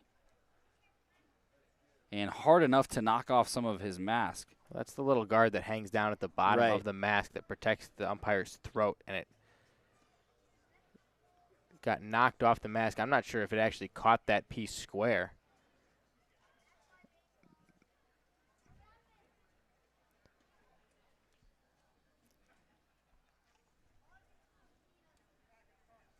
As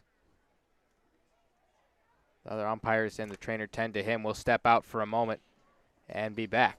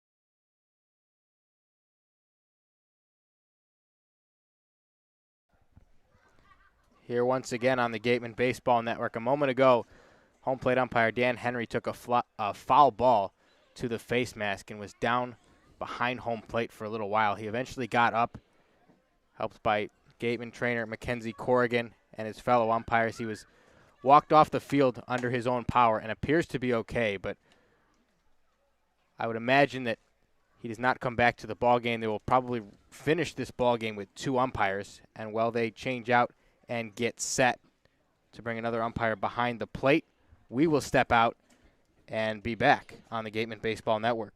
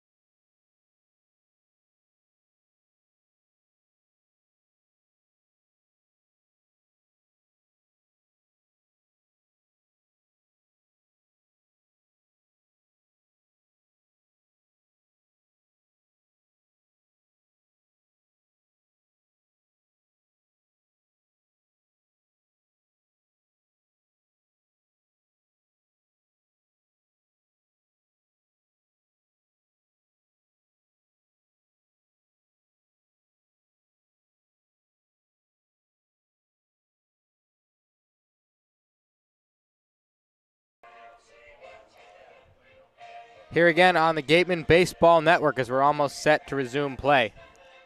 About 10 minutes ago, home plate umpire Dan Henry was hit in the face mask by a foul ball.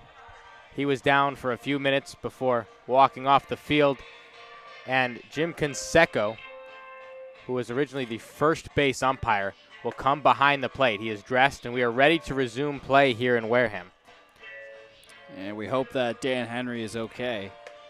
Was getting some concussion protocol from the trainers and will not return tonight. So we'll finish this one with a 2-umpire crew. And with an 0-2 count on Peter Burns, he leads off the top of the Braves half of the 5th. The visiting team batting in the top of the inning. And with 2 strikes on him, he'll come to the plate to finish this at bat. Anglin stayed on the mound almost the entire time the game was at break and delivers a fastball in the dirt to Jimmy Crooks. He was trying to time up his warm-up pitches just to make sure he stayed loose but didn't overthrow during the delay. Right, he ended up throwing about 4 or 5 pitches during it. A pitch in the dirt, same miss 2 times for Anglin out of the break, who is now even the count at 2 on Peter Burns. And that's tough for Anglin because you don't really know when the crew's going to come back. Fastball cut on and missed. That's strike 3. 5 strikeouts in the ballgame now, and that's the first out of the 5th. And I think Anglin did a nice job with his warm-up. He just threw a pitch every 30 seconds or so and then really got into his warm-up when he saw the 2 umpires returning to the field. This is already his longest outing of the season as of that out right there, as the first pitch to Lucas Costello misses away.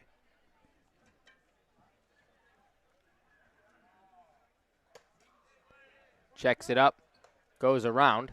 That is strike 1.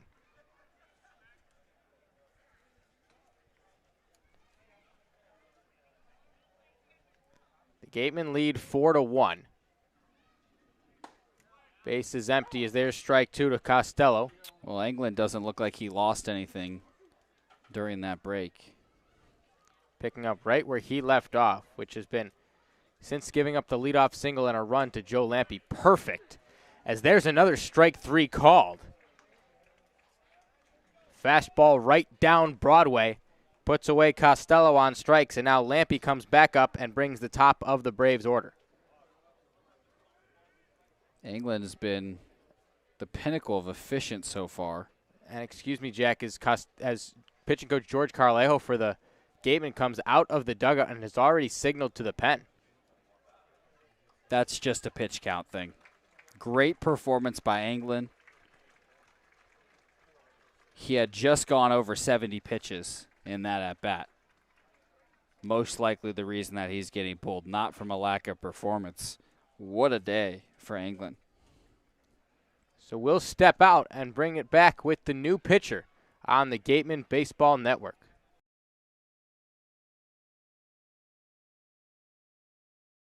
The Mezzaluna Restaurant is a family-run Italian restaurant celebrating 80 years in business. Located on Main Street in Buzzards Bay, Mezzaluna specializes in Italian cuisine, a lunch menu that's the best deal in town, and serving some of Cape Cod's famous prime rib every Wednesday and Saturday. Come enjoy the feast at Mezzaluna, the Italian family restaurant.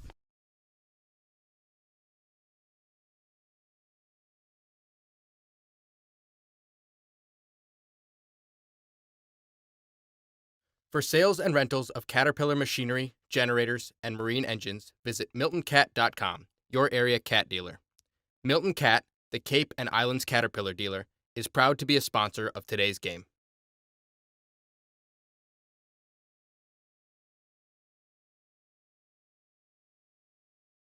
Does your insurance agent know you by name, analyze your stats, and help you with your game plan? If the answer is no, then it's time to draft Morse Insurance. Their local team will get to know you, assess your risk, and develop a strategy to protect your home, auto, or business. Visit us online at morseins.com. Morse, of course, has your back. The Cape Cod Baseball League would like to welcome our new sponsor, Mosquito Mary's, a locally owned, family-operated business that provides all-natural mosquito and tick control services. Call 866-ASK-MARY or go to mosquitomarys.com. Mention the Cape Cod Baseball League and get your first treatment for only $29. Serving southeastern Massachusetts and Rhode Island, Office Technology Group has been the area's source for advanced digital multifunctional copiers since 2009. Call Office Technology Group at... So Christian Rubeck comes on for the Gatemen in relief of Mac Anglin, who was very good through 4 2/3. As you said before the break, Jack, just a pitch count thing is that last strikeout took him over 70 pitches. He heads to the dugout, and Rubeck will be in charge of getting the last out of the 5th. First pitch fastball misses outside to Joe Lampe. Rubeck committed to Kansas State just 9 days ago. Has a low 90s fastball, curveball, a slider, and a change. Pitched at Oklahoma last season. Had a tough year there, but has pitched pretty well this summer for the Gatemen.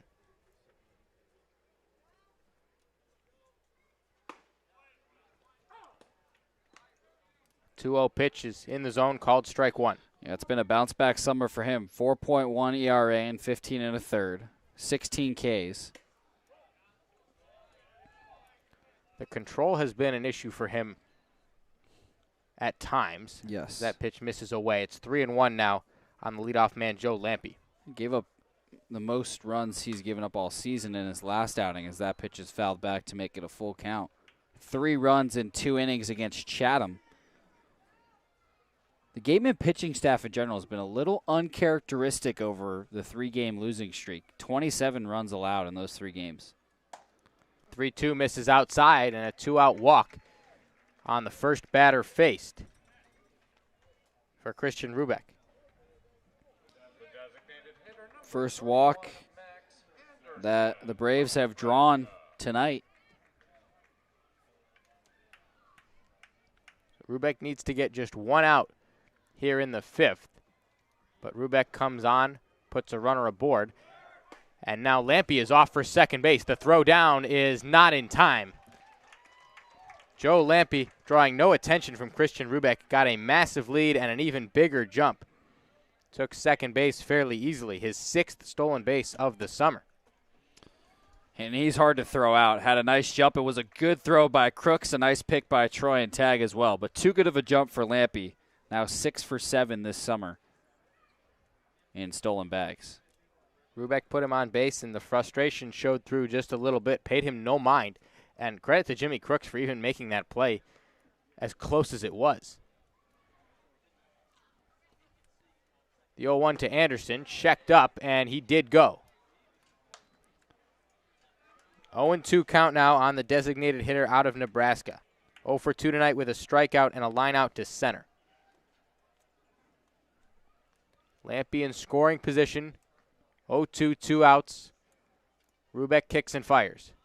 Cut on and missed strike 3. Christian Rubeck walks a batter, then strikes out his first of the ball game, gets the final out of the 5th, and sends the Gatemen to their half of the inning with the lead. We'll be back on the Gatemen Baseball Network.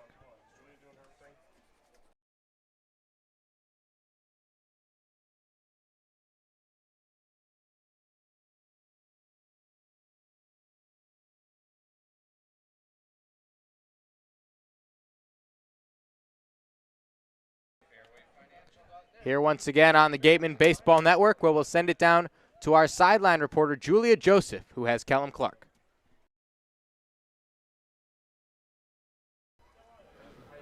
Julia Joseph alongside Kellum Clark.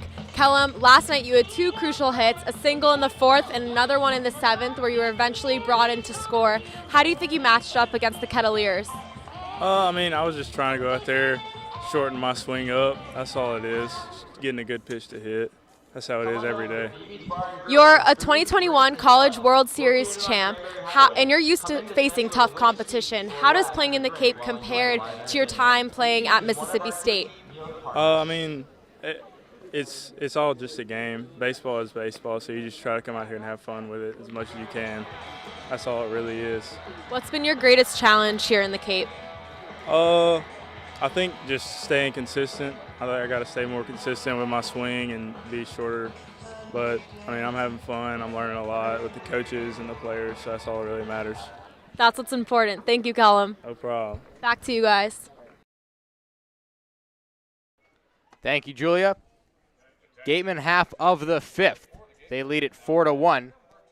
And a pinch hitter coming to the plate. We talked about Owen Diodati getting a day off. I guess we're wrong, Jack.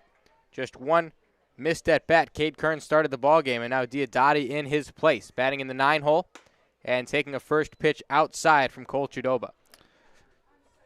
Still a good stat line for Diodati, although his average has struggled recently. 242 hitter, 7 home runs, 22 RBIs on the season.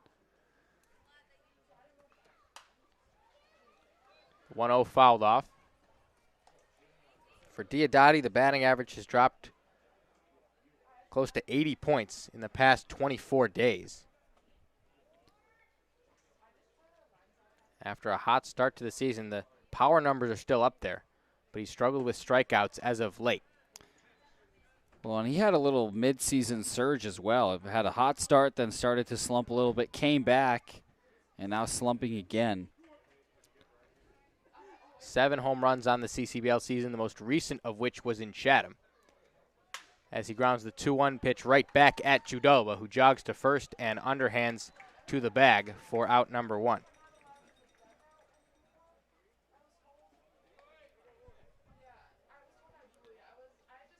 So Diodati pinch hits, grounds out, and brings up the top of the order. Tres Gonzalez in the leadoff spot once again for the Gatemen. 0 for 1 with the lineout and a hit by pitch. He also scored a run and digs in for the 3rd time tonight.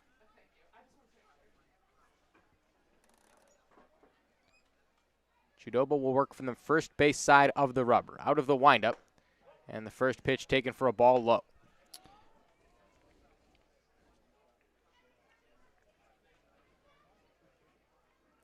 Gatemen jumped out to an early lead in this one off home runs from Jim Jarvis and Jack Brannigan. That was in the first inning. They added one in the 3rd, and that's where we stand, a 4-1 lead for Wareham.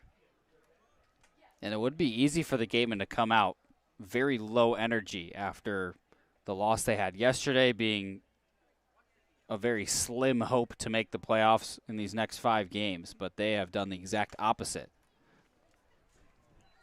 Gonzalez fouls off a 2-0 pitch.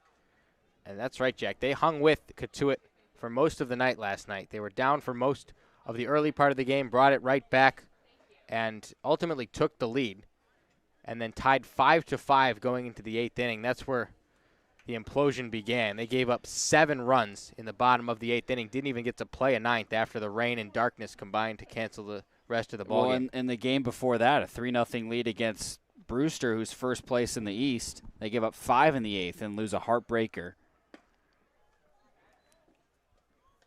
Last couple games would be very different results if you could just eliminate that 8th inning.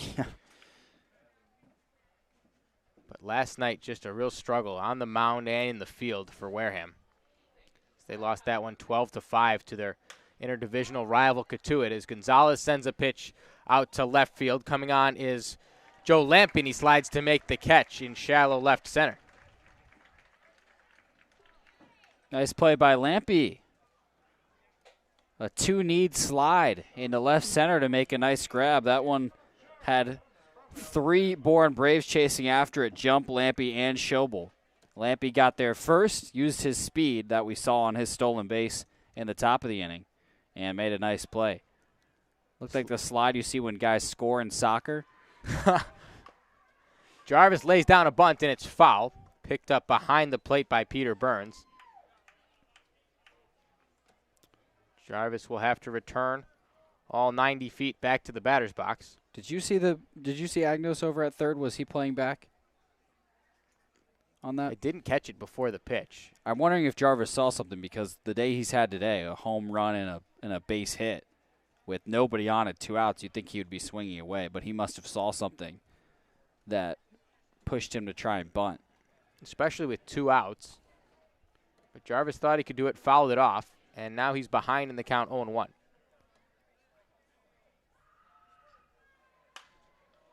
The 0-1 pitch sent sky high to the left side. Agnos wants it, and he gets it for out number 3. A 1-2-3 frame tossed by Cole Chudoba. The Gatemen lead 4-1 going to the 6th. Cape Cod Coca-Cola thanks you for supporting the Cape Cod Baseball League. and for refreshing yourself with ice-cold Coca-Cola products. Please remember to recycle your empty bottles, cans, and all other recyclable materials. It takes only 6 recycled plastic bottles to make a new baseball cap. Badger Sport is a leading provider of superior quality team uniforms and performance athletic wear, including performance t-shirts, fleeces, shorts, and pants. From the fields to the stands, and at every practice along the way, Founders Sport Group makes authentic, quality apparel accessible at the speed of the sport. Visit foundersport.com today. The 99 Restaurant and Pub is proud to be a sponsor of the Cape Cod Baseball League. Visit your local 99 and try their famous colossal lobster rolls. Piled high on grilled brioche and served hot buttered or with just the right amount of mayo and celery with fries and coleslaw. The 99, always the real deal.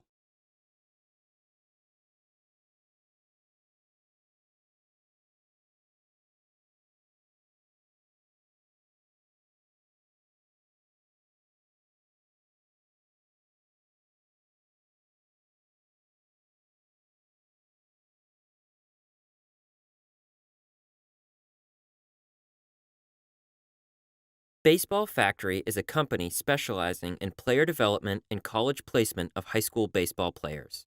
We care about guiding players to a college that is the perfect fit. Give us a call at 8. Ben Huber will lead it off for the Bravos as we bring it back for the top of the 6th inning. Nick Magas here with you, and Jack Sadighian on the Gatemen Baseball Network. 5 games left to play. Actually, less than 5 as we're about halfway through this one.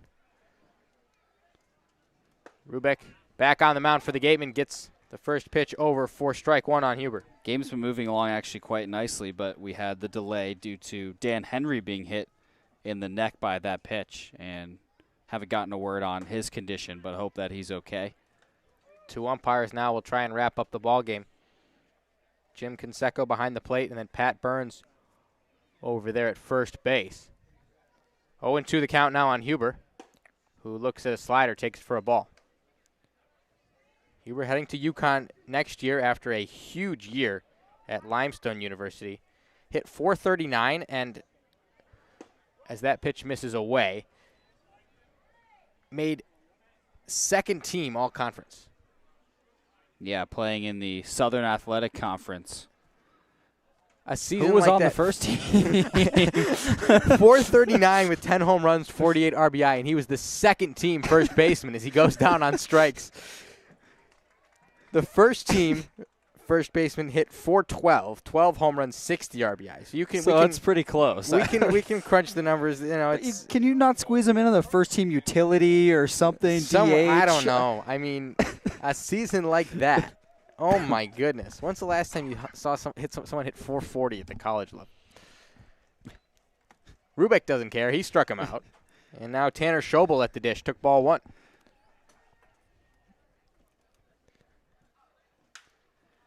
That one's popped to the first base side. Ranging over is Nell, and in foul territory, he makes the catch.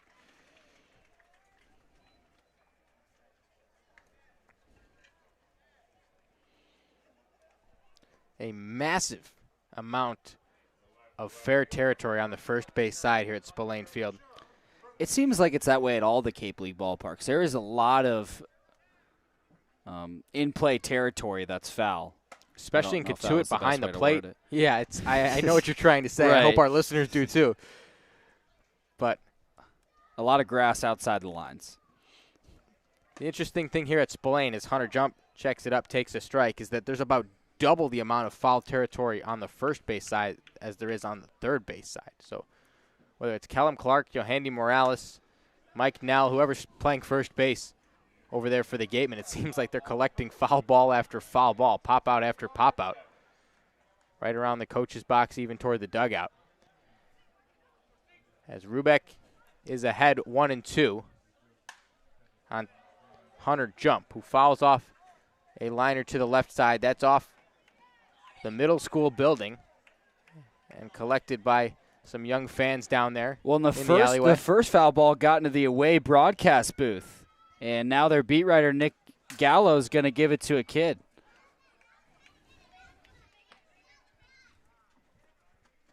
Galley, excuse me. Sorry, Nick. No, it's okay. You don't want to sell No, Nick I'm short on his sorry last to that, name. Nick. Oh, that's right. That makes Not more you. sense. The 1-2 taken for a ball. Little Nick cross up. Owen would be thrilled. 2 balls, 2 strikes, 2 outs. The pitch called strike 3. Rubeck matches Chudoba with a 1-2-3 inning of his own. We go to the bottom of the 6th. Gatemen still lead 4-1.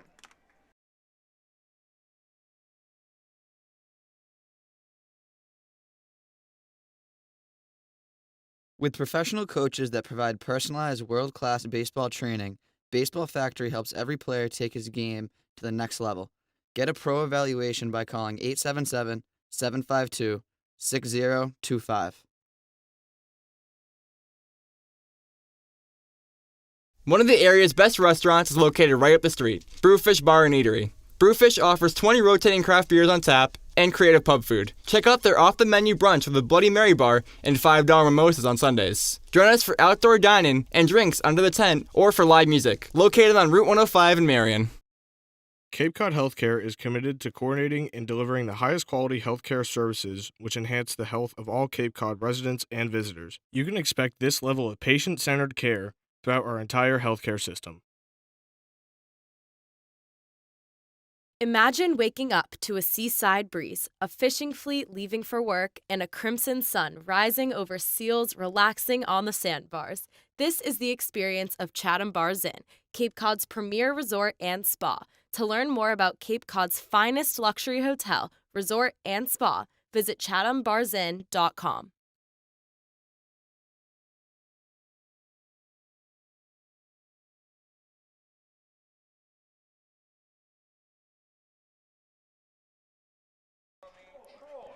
Tommy Troy, Jack Brannigan, and Cameron James will come to the dish to start off the Gatemen half of the 6th inning. Cole Chudoba back on the mound, throws a breaking ball and gets it past a squared around Tommy Troy for strike 1. Well, we saw Jarvis try and bunt with 2 outs in the last inning. I'm not sure what the Gatemen hitters are seeing because Agnos is playing up from third. Now moves back. Troy takes the ball upstairs. He's 1 for 2 with a single, grounded into a fielder's choice as well. Here he is leading off the 6th inning for Wareham. They lead this ball game 4-1. And another slider taken by Tommy Troy for a strike. We saw his teammate do that to him a number of times last night. Quinn Matthews for Katuitt. Troy faced him 3 times, was 0 for 3 against him, and it was slider after slider for Matthews. Troy finished that game 0 for 4, still into this game hitting .280. And now shatters his bat on a tapper back to Chudoba, who makes the throw to first for out number 1. That was the definition of shattered, Nick. That bat broke into about 10 different pieces. Some of them to the right of the plate, some of them at the mound, a piece down the third baseline.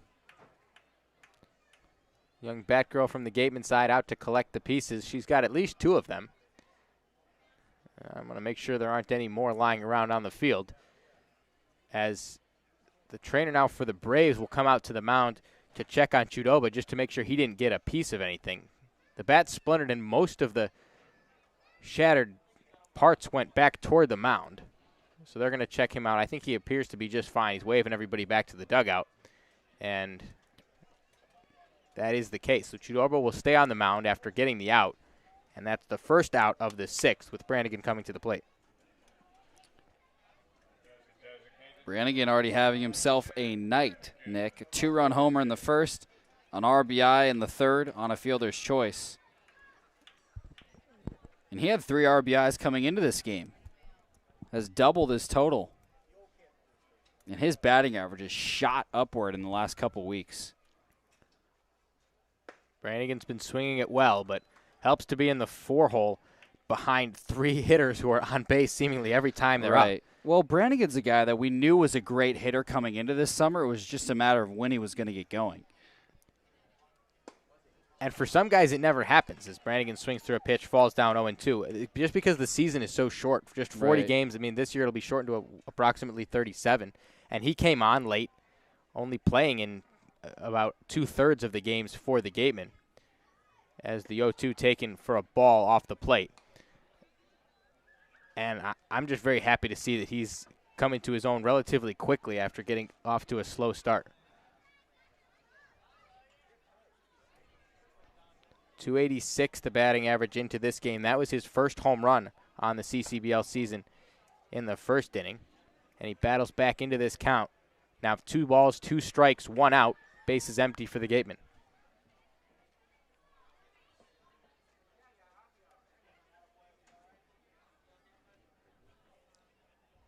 Chudoba out of the windup.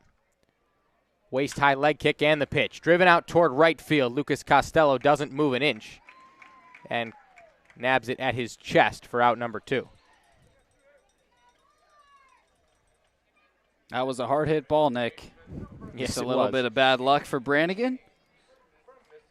He's had his fair share of that as well on hard hit balls. Reminded me of Justin Williams, who was hitting every ball almost at exit velocity of 100 miles an hour and kept hitting it right to outfielders until he exploded before he got drafted. The season has gone so fast, but Justin Williams feels like so long ago. It does. Sad to see him go if you're Wareham, although happy to see him get drafted. That ball's drilled to left field off the bat of Cameron James, but settling under it is Hunter Jump. And that's out number 3. For a moment, it looked like Cameron James had a chance, but Jump had a jump, got to the track, and made the catch. You don't like that one, Jack? I didn't either as soon as it came out of my mouth. We'll send it to the 7th on the Gatemen Baseball Network.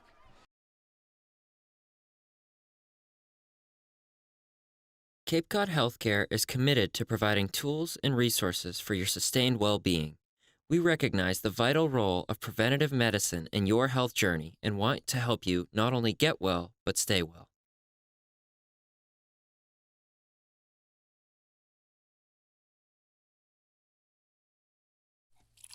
Cape Cod Coca-Cola thanks you for supporting the Cape Cod Baseball League and for refreshing yourself with ice-cold Coca-Cola products.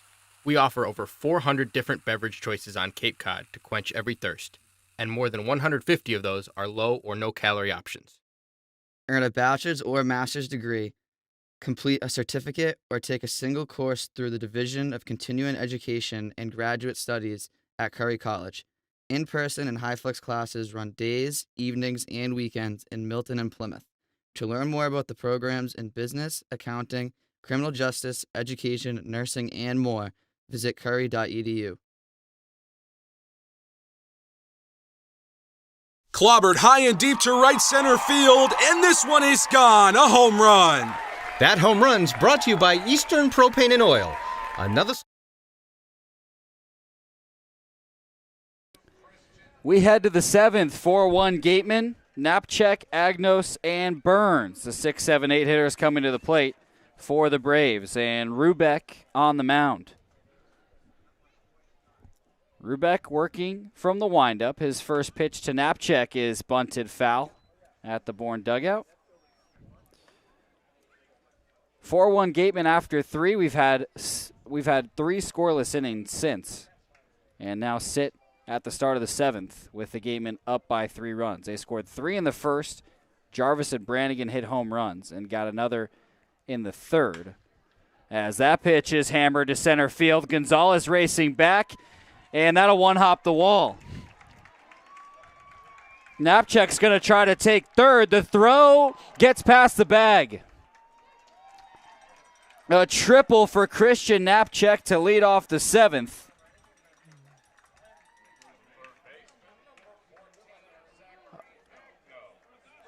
Knapczyk putting a charge into that baseball off the wall in right center field. But how about that throw from Tommy Troy? Right on the money to third base. And it looked to me like either Cameron James had a short hop, or just straight up missed it. Either way, it looked like Knapczyk was going to get cut down on a long throw from shallow right from the second baseman Tommy Troy, who was the cutoff man on that play, and almost got Knapczyk sliding into the third base bag. First pitch to Agnos, fouled straight back. He's 1 for 2 with a double in the second. The 0-1, a slider away. But you were right. It looked like the Gatemen had a chance to get Knapczyk at third. It was a stretch for him to try and leg out a triple, but ended up safe. And gets his first triple of the season. That pitch low and outside. Now 2 balls and a strike to Agnos. Gatemen with plenty of triples of their own this season. They're actually tied with Hyannis for the Cape Cod Baseball League lead in triples. The most important category. That pitch swung on and missed. Now 2 balls and 2 strikes to Agnos.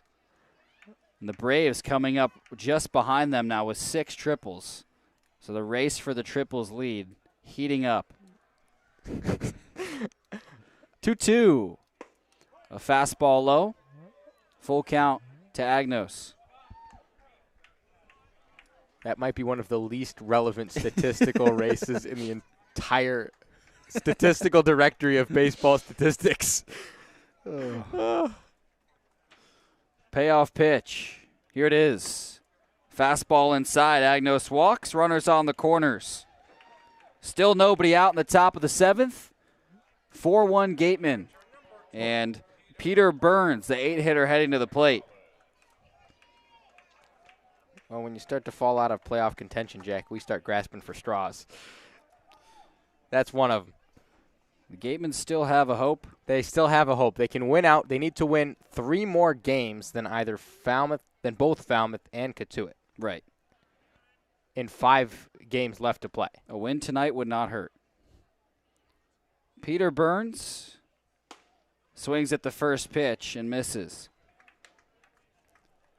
He's 0 for 2, a couple strikeouts. The good news for Rubeck, despite the tying run now being at the plate and nobody out with runners on the corners, he has the 8-9 hitters that are combined 0 for 4 with 3 strikeouts.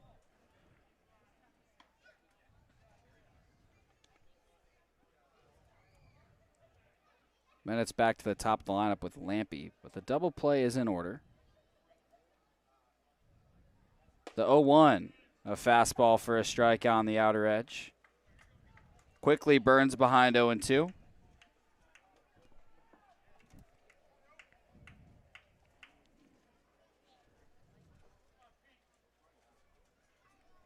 Bourne with some life offensively. The 0-2 swung on and missed. Burns reached for a fastball outside, and Rubeck gets his 4th strikeout. That's the biggest strikeout yet for Christian Rubeck. Gets the first out, and with a runner on third, now a double play would end the inning. And the Braves are going to pinch hit the 9-hitter Lucas Costello and bring in one of their best hitters, Dalton Rushing, a left-handed hitter out of Louisville.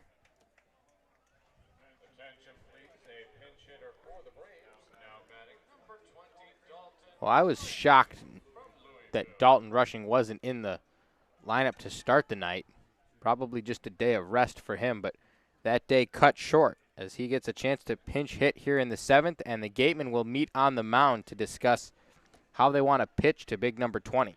This is a big moment. Rushing on the season, hitting .299 with 6 home runs, 21 RBIs, 8 doubles. He's on a 4-game hit streak, Nick.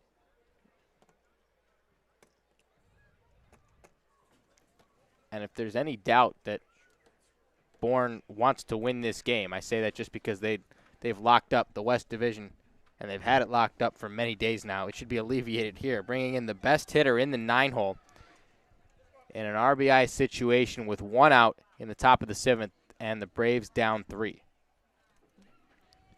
Mound meeting is over, and Dalton Rushing starts to work his way into the left-handed batter's box. He's done well against Wareham, Nick. Last time these two teams played, he was 1 for 3 with a double.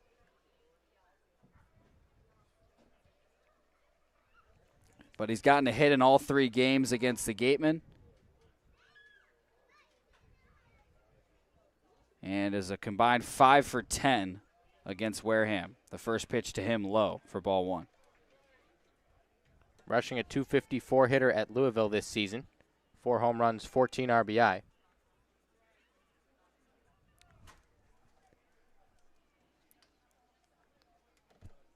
The 1-0. That gets to the backstop. Knapczyk is going to score.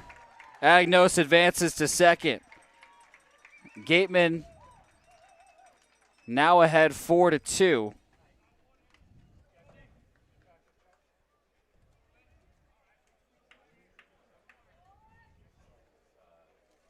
Two balls, no strikes to Rushing. Well, Rubeck's had issues with that all season. Had a couple consecutive wild pitches in Falmouth. And one more right there, plates a run. Tough break.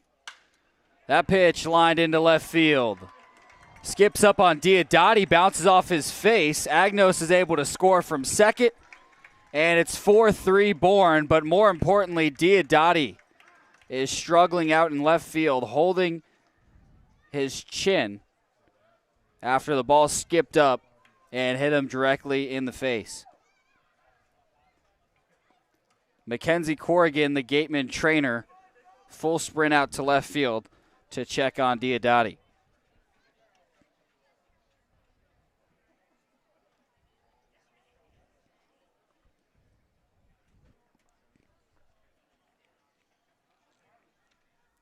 Well, Nick, the situation as it is, 4-3 Gatemen.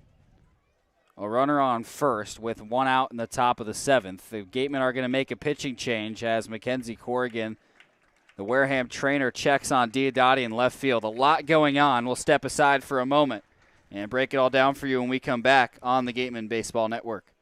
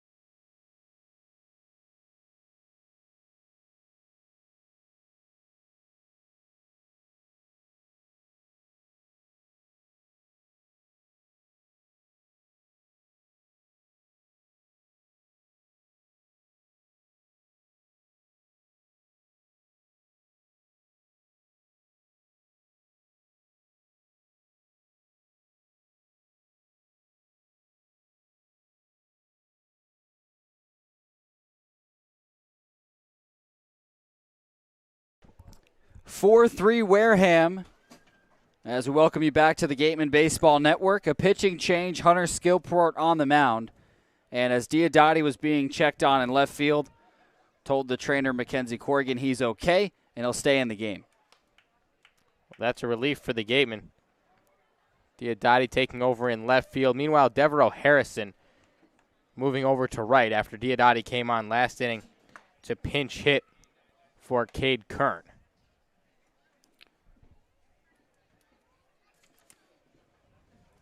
Dalton Rushing had just hit an RBI single that skipped up, took an odd hop off of Diodati's chin.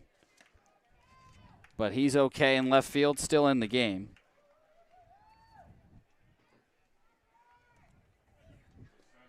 And Skillport, the new pitcher.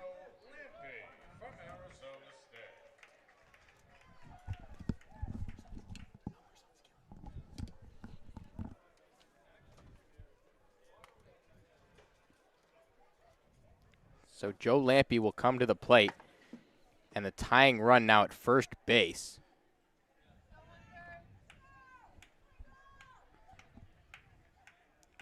Skilperort in the game, on with a 2.45 ERA. He's thrown 14 2/3. It's a 2-0 count to Lampy. That pitch is a strike. Was a part of that tough inning, that tough 8th inning against Brewster back on July 28th. Gave up 2 runs. Both of them were unearned, but not very much rest between Skilperort's last outing and this one. 2 balls and a strike to Lampy, rushing the lone base runner on first. That's a tying run for Bourne as a slider misses away. 3-1. The Gatemen are trying to avoid what's plagued them over the 3-game losing streak. Late pitching struggles, where they've given up a lot of runs after the Gatemen had a lead or a close game. That pitch, a fastball for a strike.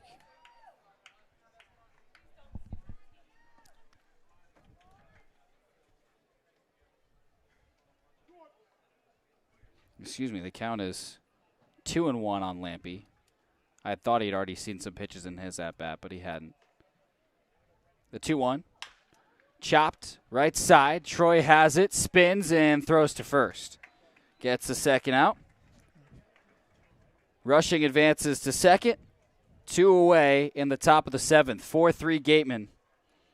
Smart play by Tommy Troy. Thought about trying to go to the second base bag, but had an easier play at first. And if it looked funny from your angle, that's exactly why. He did a gloved that ball, did a full 360, trying to look at second base, knowing rushing doesn't run particularly well, but decided better of it, went to first, and got the out he knew he could get. Max Anderson at the plate. Skilport trying to keep the Gatemen in front in the 7th. That pitch outside. 1-0. Anderson coming into this game hitting over 300, but tonight 0 for 3 with 2 strikeouts. Did get robbed of a double by Gonzalez on an absolute beautiful play. Twisted around and caught a line drive in center. The 1-0, a breaking ball upstairs.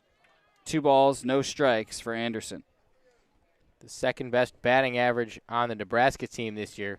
Anderson had .332 on the Big Ten season. He was Big Ten Freshman of the Year this year.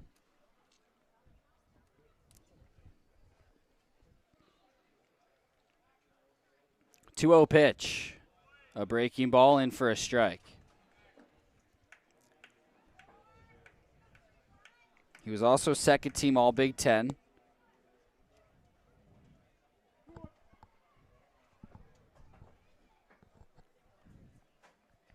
Skilport working from the belt. 4-3 Gatemen, 2 away in the top of the 7th. Rushing on second. That pitch grounded to the right side. Long run for Troy. Dives, stops it. His throw to first is late. Rushing advances to third on the play. What an effort for Tommy Troy in shallow right field, but unable to make the play. Good enough, though, that Tommy Troy knocked that ball down. It almost certainly saved a run. Just because he kept it in the infield, keeps rushing from coming around to score from second. Instead, he stays at third and gives Hunter Skilport another chance to get out of this inning without allowing the tying run to score. It was a long run for Troy. It was shaded well towards second and nearly made the play. But now runners on the corners, and Benjamin Huber at the plate. In his Cape League debut, 1 for 3 with a base hit in the first. Skilport trying desperately to keep the Gatemen in front.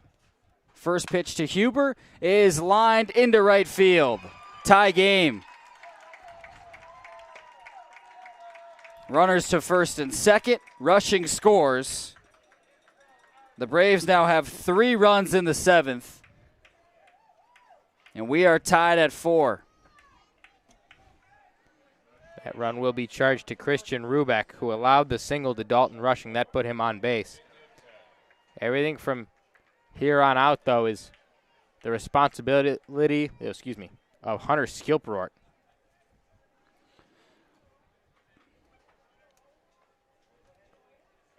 Anderson at second, Huber at first. And Tanner Schobel to the plate.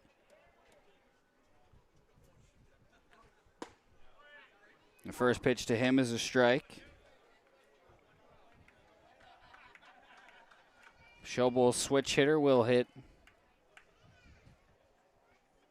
righty on the lefty Skillport.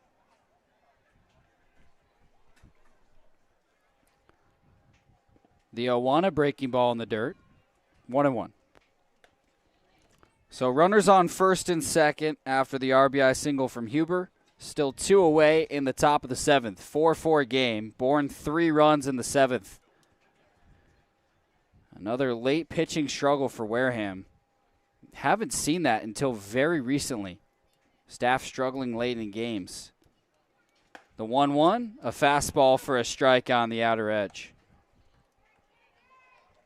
Well, I think what we're starting to see is signs of the pitching staff being overworked. Skillport was one of the best the Gatemen had early in the season, still is, but after a long spring season, comes out here in the summer and pitches an entire season out of the bullpen. Eating up innings, high leverage situations, and at this point, you see so many guys come in for a couple starts, couple outings, and then they go home. For some of these back end guys, some of these bullpen guys, that's not the case. They've been here all season, and that started to, I think the effect of that has started to show later in the Cape League season. The 2-2 is ripped into left field, right at Diodati, who makes the catch for the third out. 3 runs for Bourne. Off of 4 hits, they leave 2 stranded. We now have a tie game as we stretch and head to the bottom of the 7th in a moment on the Gatemen Baseball Network.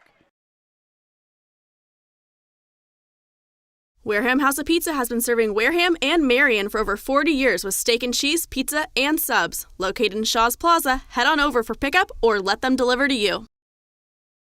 Located on the Cape Cod Canal, Keystone Place at Buzzards Bay is the area's newest rental independent living, assisted living, and memory care community. With some of the area's largest apartments and an ultra-inclusive monthly service package, Keystone Place is a life-fulfilling retirement community unlike any other. Discover Keystone Place, the best option in Cape Cod. One of the Gatemen's favorite places for their post-game meals is Cool Cone, where you can get anything from fried clams and fried chicken to an ice cream sundae, and then top it all off with a round of mini golf. Cool Cone, located on Route 6 on the Wareham-Marion line. The law firm of Lang, Exafaris & Bullard, providing families and businesses in the greater New Bedford community with legal services for 40 years. We look forward to serving you.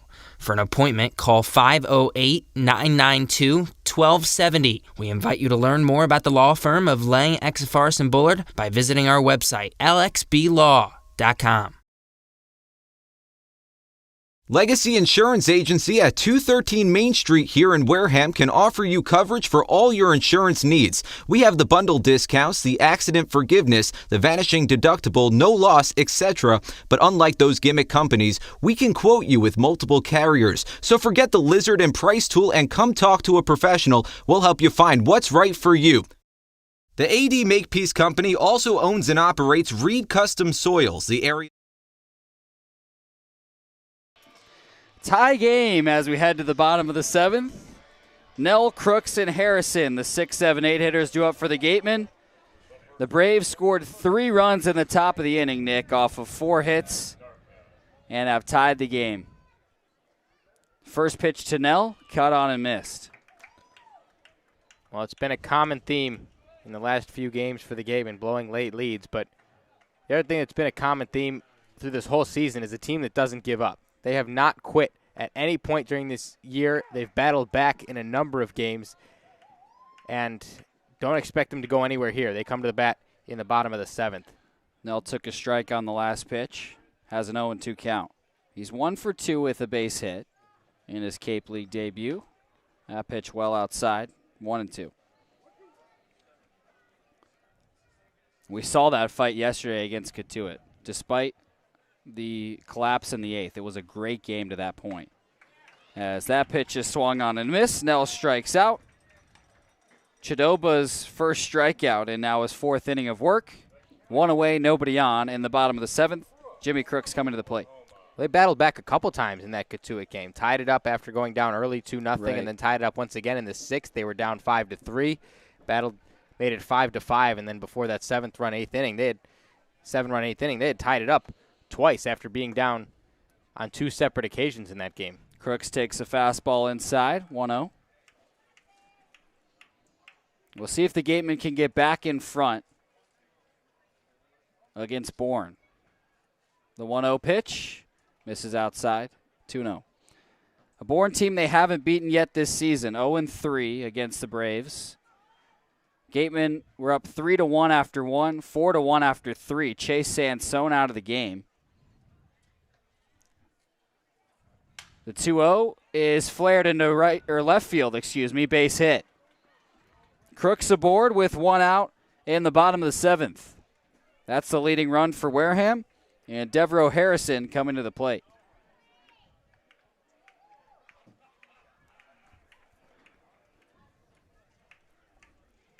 Just the second hit Chidoba's given up.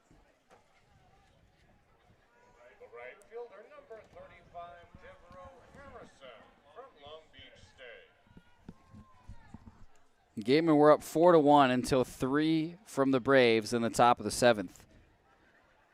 And Nick, I mentioned a team that's struggling at home. Their last home win, July 11th against Hyannis, a 12-1 blowout. First pitch to Harrison, fouled back. And that was you and Owen on the mic. When's the last time I called a home win? Look through the calendar. It's been a long time. Need another one here. And if the Gatemen want any hope of the playoffs, it starts with a win tonight against the Braves. Ties don't help the Gatemen.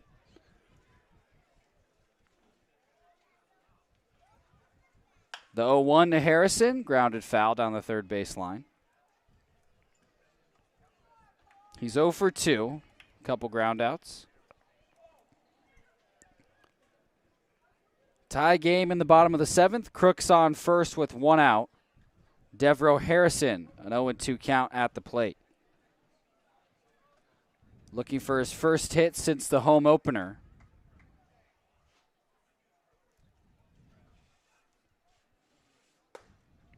That pitch upstairs, 1-2.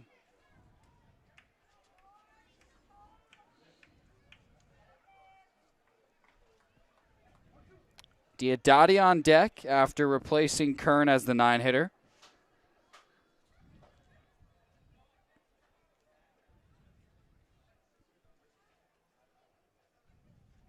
Here's the 1-2 pitch. Popped up, foul. That was in on the hands of Harrison.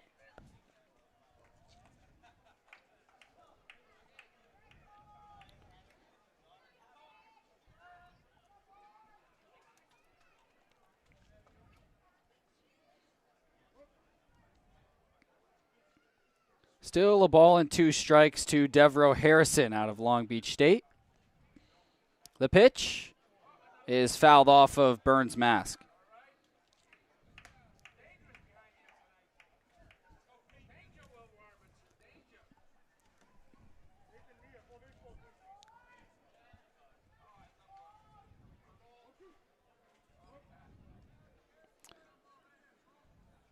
Crooks, 3 paces off of the first base bag. Another 1-2, fouled back yet again. And it rolls all the way back to the mound. Devereaux still wants that first hit since he returned from Team USA. 0 for 7 now since he got back, but not going down easy with 2 strikes.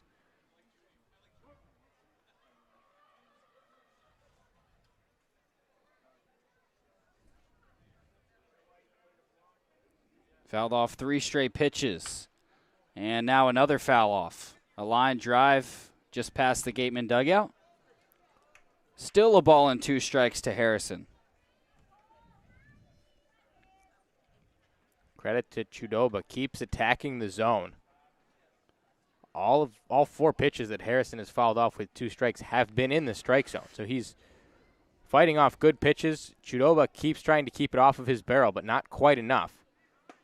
Now he gets the strikeout, a breaking ball that Harrison swung through. Chidoba's second strikeout of the inning. And Owen Diodati's coming to the plate. Jimmy Crooks on first with 2 away. And a tie game. Well, good to see Diodati still in this game. Took a bouncing ball to the face out in left field an inning ago. And after coming on to pinch hit for Cade Curran in the 5th, he's back at the dish with 2 outs. First pitch fastball swung on and missed. Had a 1-3 ground out after replacing Kern.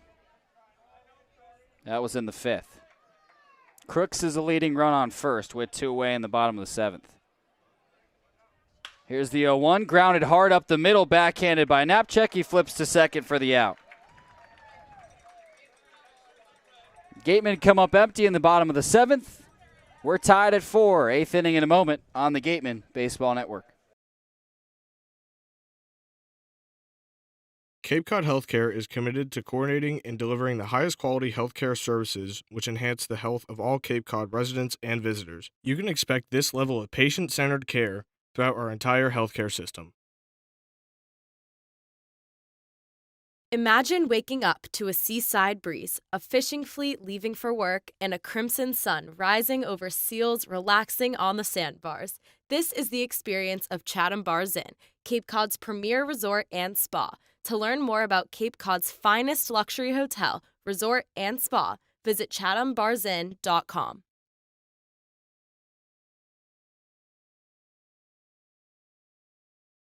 Curry College is where you go to become anything you want. Curry prepares students to engage in successful careers with learning beyond the classroom. Explore undergraduate programs, NCAA Division III athletics, and continuing education and graduate studies, including fifth-year master's programs at www.curry.edu. The Wareham Gatemen would like to thank Franklin Sports for their sponsorship. Franklin is proud to be the official batting glove of the Cape Cod Baseball League. This summer, all 10 teams are wearing their own custom team batting gloves, courtesy of Franklin Sports. To create your own, visit franklinsports.com/custom. Enter code CCBL20 for 20% off your purchase. From the Cape to the majors, only the best hitters in baseball wear Franklin.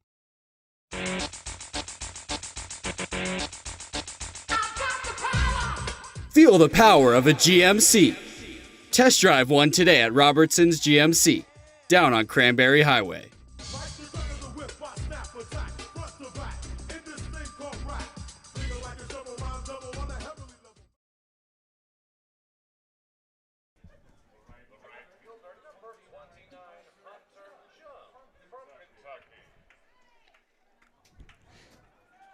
We head to the top of the 8th, tie game on the Gatemen Baseball Network. Jack Sadighian, Nick Magas.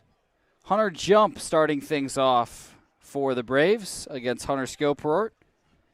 Got the last 2 outs of the 7th. The Gatemen gave up 3 runs, all charged to Christian Rubeck. And the first pitch to Jump is well over his head for ball 1. Well, Skilport struggled a little bit last inning and not a great start. First pitch breaking ball just got away from him. Tracking toward the head of Hunter Jump. The 1-0 fouled off.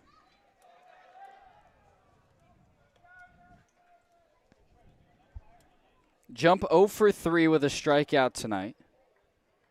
Gatemen were up 4-1 until giving up 3 to the Braves in the top of the 7th. It started with a Christian Knapczyk triple. And by the time it was over, Jump was the only Brave who didn't come up in the inning. The 1-1, a breaking ball for a strike on the inner half.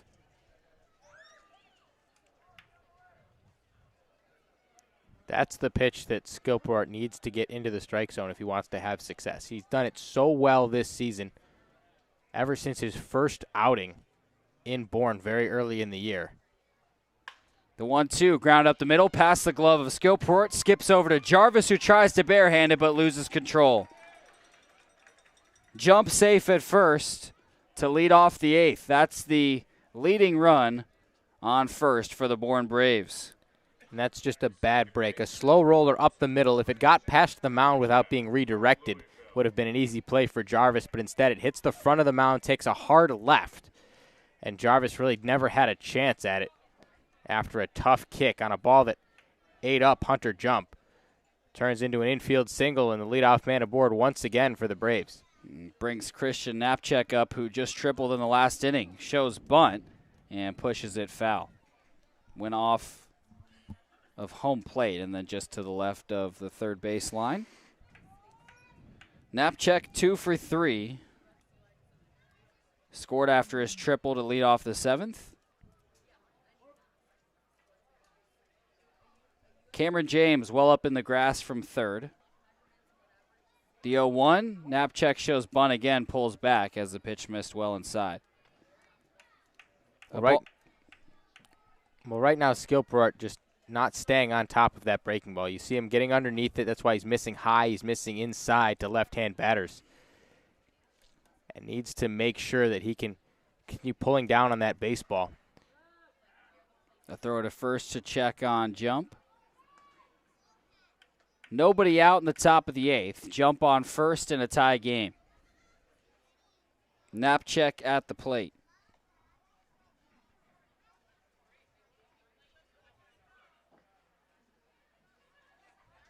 The 1-1, a fastball well inside. Knapczyk ducked out of the way, then sprinted out of the batter's box.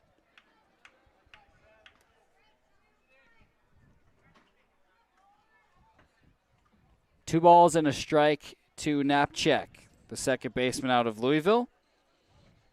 Had an 8-game hit streak at one point before going 0 for his last 8 coming into tonight, but back to his normal self as that pitch misses outside. Now 3-1 to Knapczyk. He was a .297 hitter this year at Louisville. Knocked in 19 runs, stole 7 bags out of Plainfield, Illinois.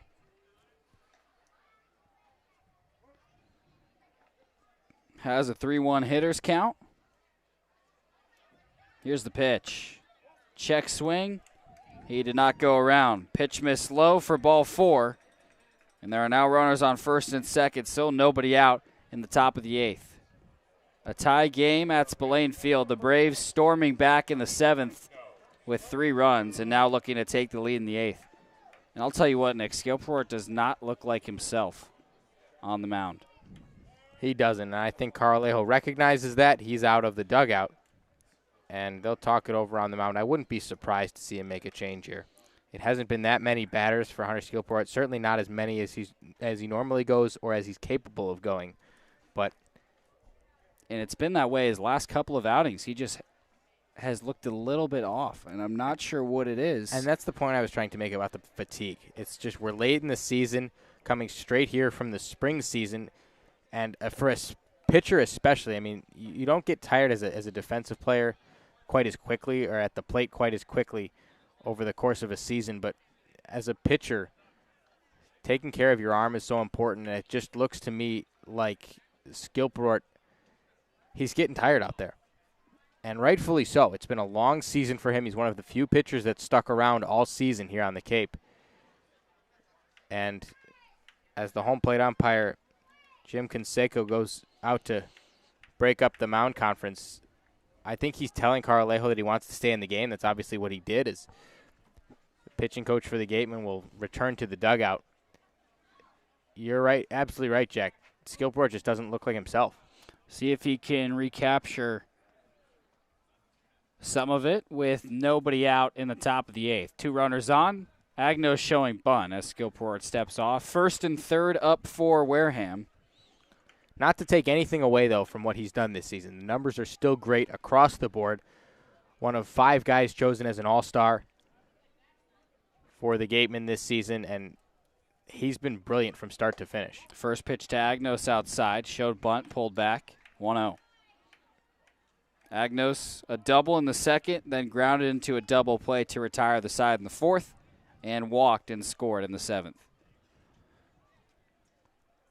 It's been a struggle down the stretch for the Gatemen. Rubeck charged with 3 runs in the 7th, and Skillport, after getting the last 2 outs of the 7th, struggling here as that pitch is bunted straight back foul.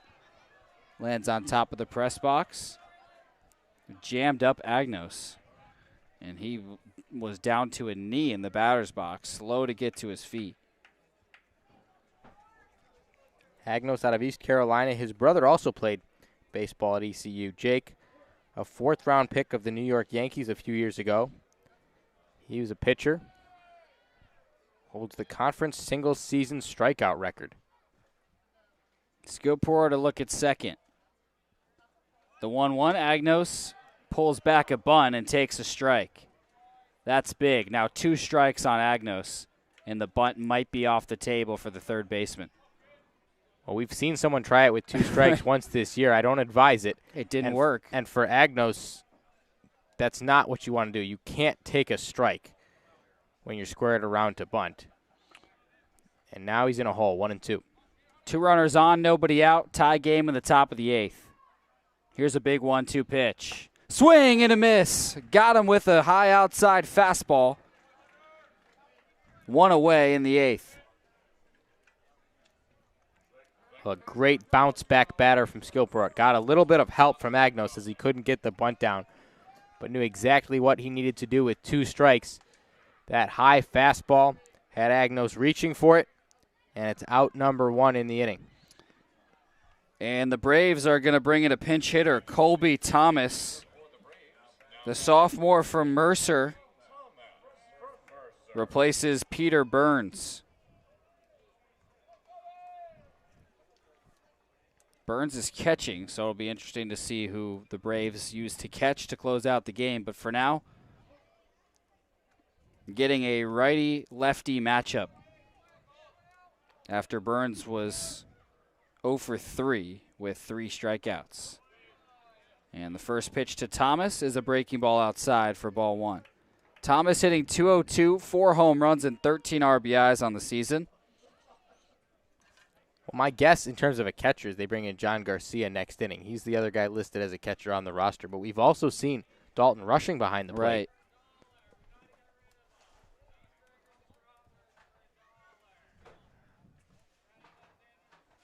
The 1-0 is lifted high into right center field. Harrison advances on it and makes the catch. Runners stay put.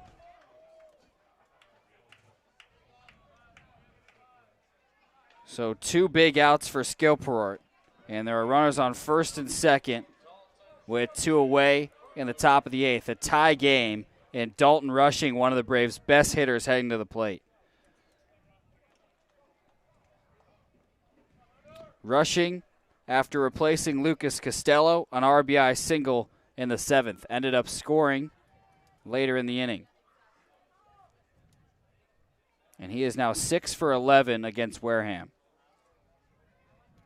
First pitch to him, a breaking ball just inside.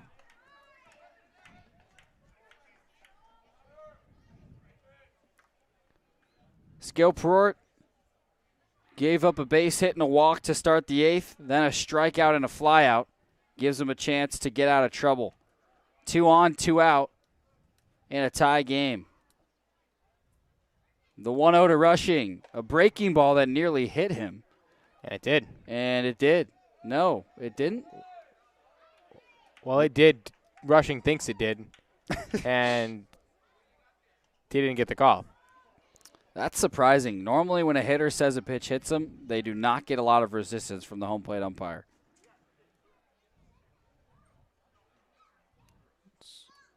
So what's Sneddon want here? The call went his way. Well, you have Joe Lampe on deck, who is 1 for 3 with a walk in this game. But as dangerous as Dalton Rushing is at the plate, is it so bad if he heads down to first base? No. And I personally would want him on first base here. You don't want to load the bases, obviously, but I would rather face Lampe than Rushing in this situation. Either way, I could have sworn I saw that ball brush his jersey. Rushing thought the same thing. And Canseco didn't agree. So Sneddon out of the dugout. Still, what he wanted, I don't know, because hey, that hit him. First. I don't blame him. Rushing is dangerous, and he has a 2-0 count now.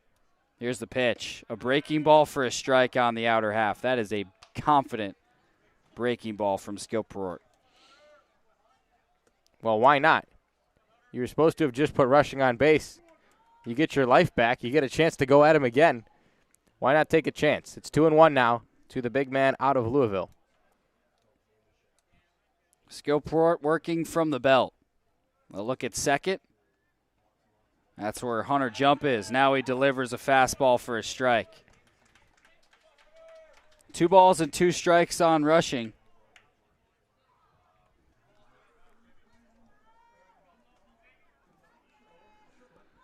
A lot of 2s, Nick. 2 on, 2 out, 2-2 count in the top of the 8th. We are tied with Dalton Rushing at the plate. Here's the pitch. Grounded hard right side, backhanded by Nell. Now he loses it. He backhanded it, then as he started to run towards first, it popped out of his glove. That will load the bases with 2 outs in the top of the 8th. Well, it was so close. Mike Nell with a beautiful diving stop to the backhand side. Skillport was over there. He was ready to make the play, but Nell got up and just couldn't handle it.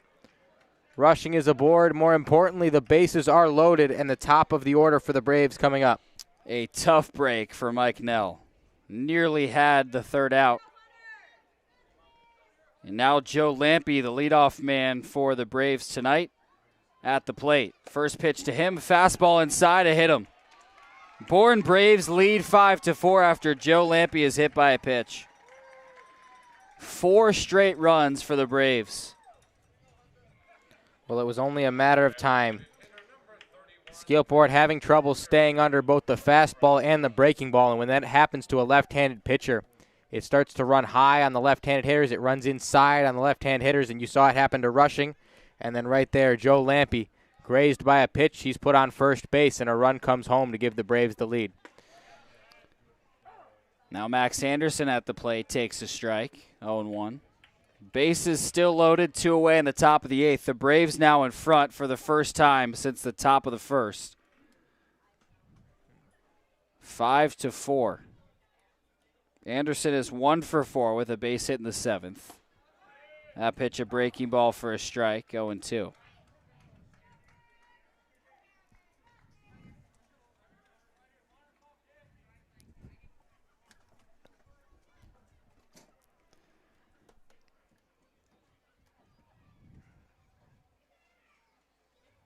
Skillport in a stare down.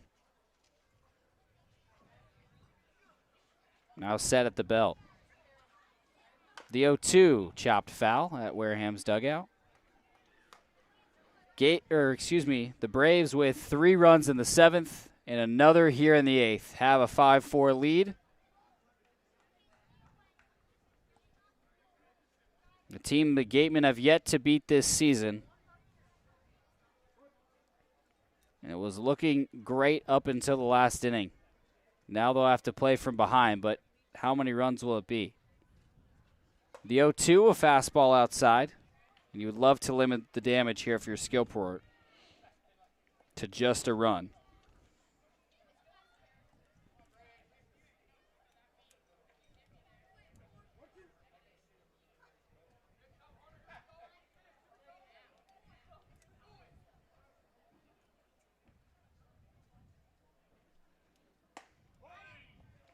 The 1-2 just outside. 2 balls and 2 strikes now to Anderson. Bases loaded, 2 outs. And the top of the 8th. 5-4 Braves. Max Anderson, the DH out of Nebraska at the plate.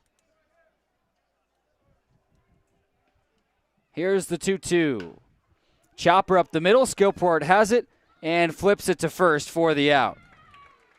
The Braves take the lead after Lampe gets an RBI on a hit by pitch, but the bases left loaded. Gatemen down 1 as we head to the bottom of the 8th on the Gatemen Baseball Network.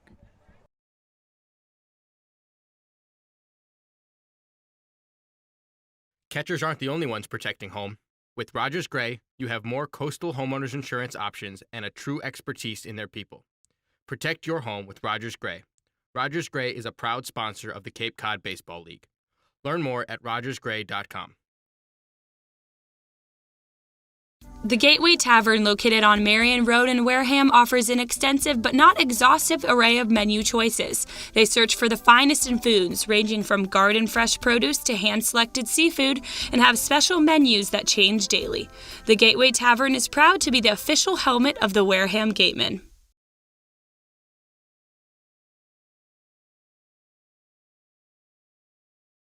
Wherever you call home, from Boston to the South Shore to the South Coast to the Cape and Islands, Rogers Gray has you covered for all of your coastal homeowners insurance needs. Rogers Gray is a proud sponsor of the Cape Cod Baseball League. Learn more at rogersgray.com. That double play is brought to you by TM Ryder Insurance Agency. Package your home and auto insurance for the perfect double play. Village Signs of Mattapoisett. They do it all, from logo design, trucks and buildings to boats. Village Signs has proudly served southern New England for over 35 years. Visit them at villagesigns.inc.com for all your signage needs.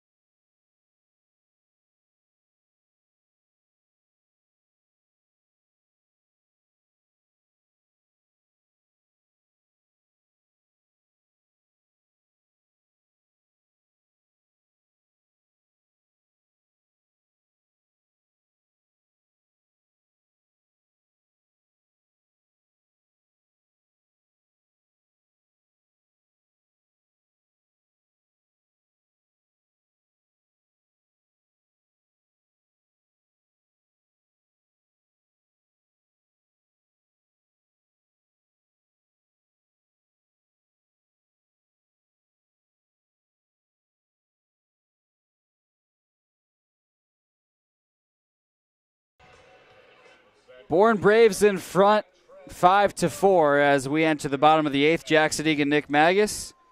It's back to the top of the lineup for the Gatemen. Gonzalez, Jarvis, and Troy. This might be the best chance for Wareham to get back to the game, or back in the game, excuse me. And a new pitcher on the mound for the Braves. It is Kelsey Ward, the left-hander out of Embry-Riddle University. He came on with the Braves later in the season, pitched for the first time back on July 26th. As the first pitch misses upstairs to Tres Gonzalez. Pitched just a third of an inning, gave up 3 runs, all 3 of them earned. So the ERA higher than we'd like to discuss, but it's been a small sample size for Kelsey Ward.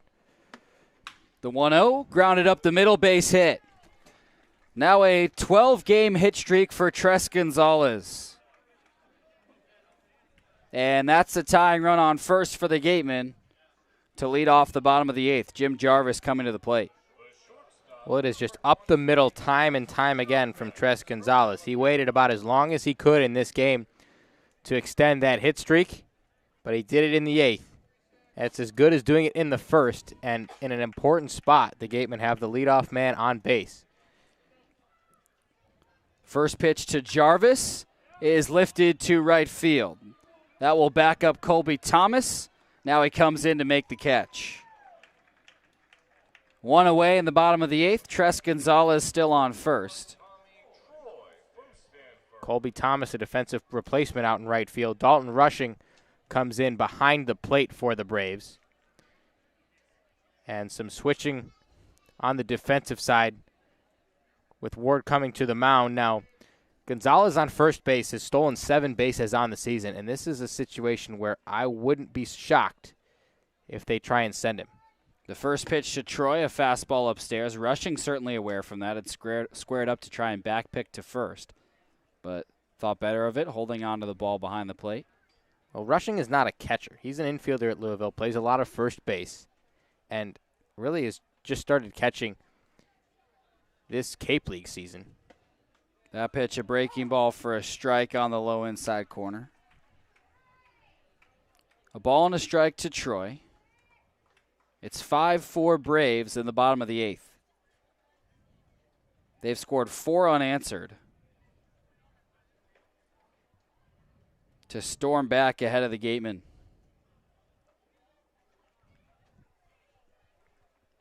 The last 2 losses for Wareham have been late game pitching struggles, as that pitch is fouled back to make it 1-2 to Troy. And today, no exception. 3 runs in the 7th and another in the 8th for the Braves. And I want to clarify, when I say rushing, it's not a catcher. He just doesn't get a lot of innings back there. He spent the season at Louisville backing up a very good catcher, if you've heard of him, Henry Davis. Yeah, he's not bad.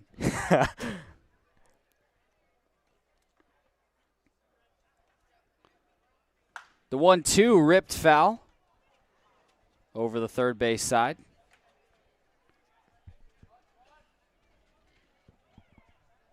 Gonzalez on first with 1 away in the bottom of the 8th. Troy is 1 for 3 with a base hit and a run in the first. Scored on Brannigan's 2-run homer to left. Another 1-2 fouled away. Gatemen scored 3 runs in the first. They led 4-1 after 3. And 4 unanswered from the Braves put them in front in the 8th. A team the Gatemen have yet to beat in 2021. No wins in 3 tries.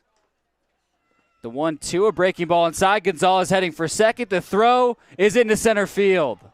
Gonzalez safe at second, and the tying run is in scoring position for the Gatemen. Tres Gonzalez locked in over at first base, saw that pitch coming in the dirt. As soon as it was about halfway there, he read it, took off for second base. And the throw off the mark by Rushing. Doubt it would have been in time either way.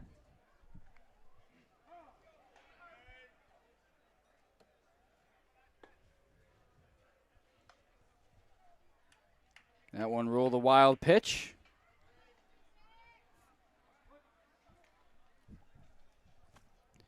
Two and 2 to Troy. Moore to look at second. Now the pitch. Lifted into foul territory, right side. Thomas chasing it over, and he doesn't have enough speed as the ball drops in. Once again, Spillane Field showing off that continent of a foul territory on the right side of the field. Colby Thomas trying to get over there. It landed in play, but he couldn't get there in time, running right up against the wall. Still 2 and 2 to Troy. Gonzalez the tying run on second with 1 away in the bottom of the 8th. Gatemen trying to snap a 3-game losing streak and keep their slim playoff hopes alive. 4 games to go after this. Another at Bourne tomorrow. Then back-to-back against Falmouth in Hyannis to close out the season. The 2-2, a fastball low. Full count.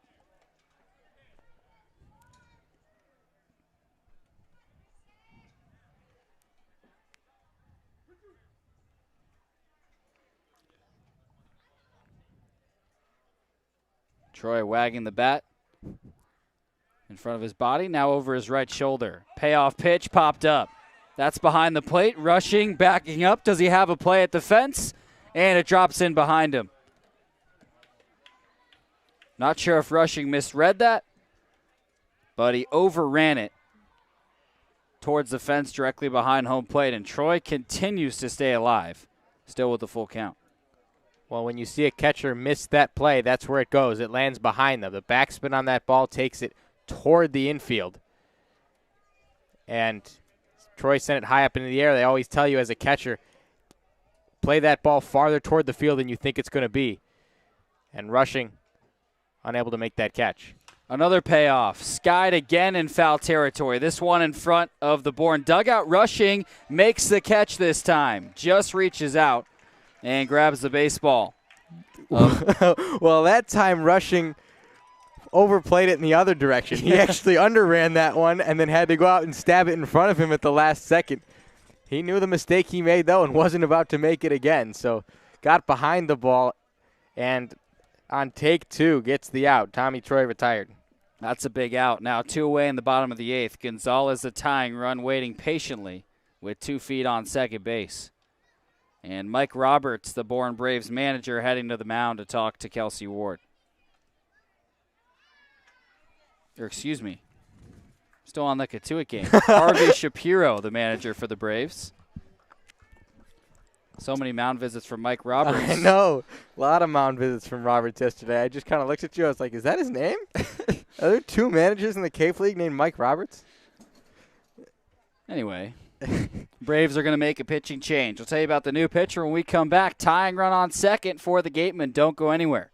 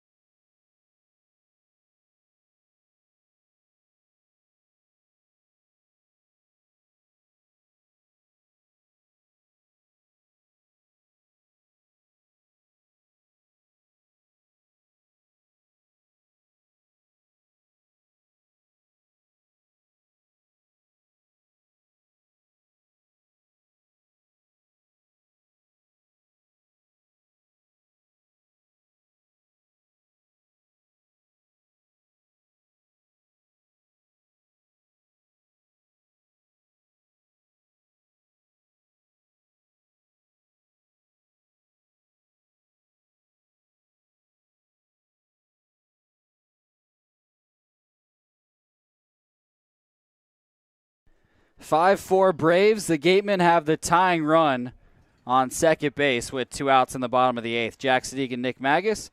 A pitching change for Bourne. Harvey Shapiro doesn't want to take any chances, and he'll put his best closer on the mound, Eric Adler. We'll talk about the best reliever. 2-0 record. This is his 14th time on the mound. He's thrown 13 1/3 for the Braves since the start of this season. A comically low ERA at .67. And a chance for a 4-out save with the tying run at first base for the Gatemen. Already has 6 saves on the summer. The Gatemen were able to dismantle Michael Sansone, who had a .78 ERA coming into this game. He'd only given up 1 run in 23 innings. The Gatemen put up 4 runs in 3 innings on Sansone. Now Adler on the mound with the Gatemen behind for the first time since the top of the first. After the Braves took the lead in the top of the inning, it's Jack Brannigan, the DH, heading to the plate. And he's had a good day so far. Well, the good news if you're a Gatemen fan, at least for me, I can't think of a guy I'd rather have up in this situation than Brannigan. Tying run on second base. He's had a great last few days and homered in the first inning.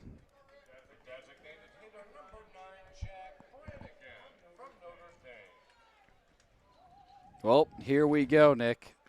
Another late game drama for the Gatemen. Can it go their way? Looking for their first home win in 20 days. Brannigan, 3 RBIs tonight, a 2-run homer in the first, and the first pitch to him is a breaking ball for a strike. Well, if there's any doubt about Adler's favorite pitch, you just saw it. A sweeping slider curveball mix. Throws it to lefties, throws it to righties, but never a chance for Jack Brannigan on that first one for strike 1. Adler, a look at Gonzalez at second. The 0-1 checked up by Brannigan. He went around. Quickly 0-2 to Jack Brannigan. Well, that was 2 straight breaking balls, and now Adler can go to the tool bag. High fastball in the zone, or just stick with that slider away. Why not? We'll see what he does 0-2. Gonzalez on second, the tying run. Here's the pitch. Fouled off by Brannigan over the right side. Brannigan is locked in at the plate right now, Nick. Yes, he is. Adler chose to go with the fastball away. Brannigan was behind it, but too close to take. He did a nice job fouling off a good 2-strike pitch.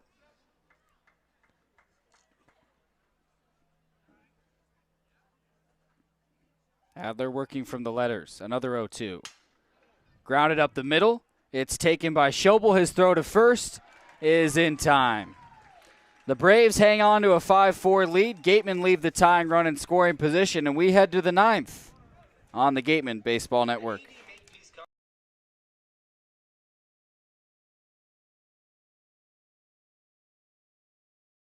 The AD Makepeace Company also owns and operates Reed Custom Soils, the area's leading manufacturer of custom soils, including CU structural soil and Rooflight certified green roof media. Reed Custom Soils is also a manufacturer and distributor of baseball infield mix and conditioners. To learn more, visit admakepeace.com or reedcustomsoils.com.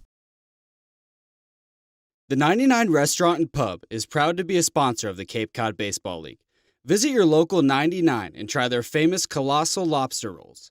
Piled high on grilled brioche and served hot buttered or with just the right amount of mayo and celery with fries and coleslaw. The 99, always the real deal.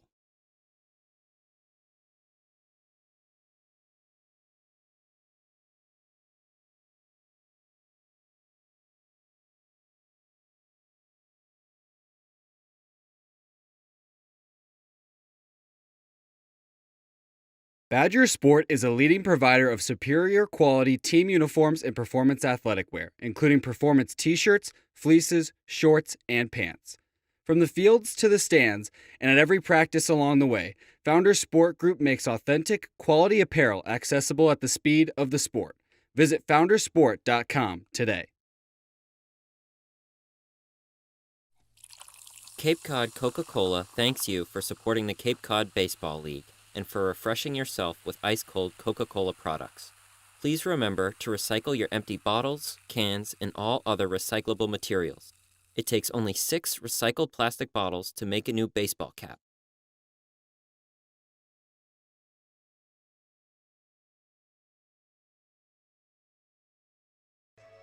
Top of the 9th on the Gatemen Baseball Network. Rob Hughes comes out for Wareham to try and hold the deficit to 1 and give the Gatemen a chance to tie it or win it in the bottom of the 9th. First, he has to shut down the middle of a very potent Braves order. He does. Anderson, Huber, and Schobel are not easy outs, Nick. Or excuse me, Huber, Schobel, and Jump. Either way, I mean, it doesn't really matter what you say. None of them are easy outs in this Bourne order. Huber will bat first. He's 2 for 4 on the day. Couple base hits, 1 in the first, 1 in the 7th. And a good start to his Cape League season after he's really hadn't played at all. Yeah, 2 for 4 with an RBI.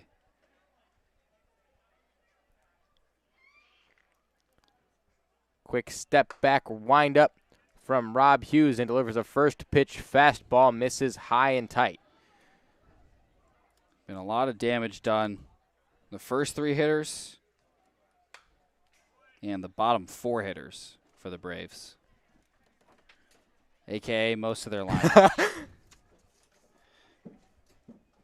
And that's all been in the last couple innings. Gatemen got out to an early lead 3-1 after the first. Got 1 more in the third. But then Bourne came right back as that's sent slowly on the ground to Jarvis. Throwing on the run, and that's out number 1. That's a high-level play from Jim Jarvis. He got a slow grounder, knew he needed to round it off, stayed on the run, and delivered a strike from first. No chance to square up slow rollers like that. You have to charge them. Nice play by Jarvis. Gatemen were up 4-1 after the third and then ran into trouble in the 7th. 3 runs in the 7th for Bourne, 1 in the 8th. And they took the lead in that 8th inning. Now up 5-4 as that pitch misses outside from Hughes. Schobel now the batter. He's 0 for 4. Hughes has done a good job so far this season, Nick. 4 scoreless innings. Good fastball, curveball mix. Saw the curveball right there. It missed upstairs. Crooks wanted it, didn't get it.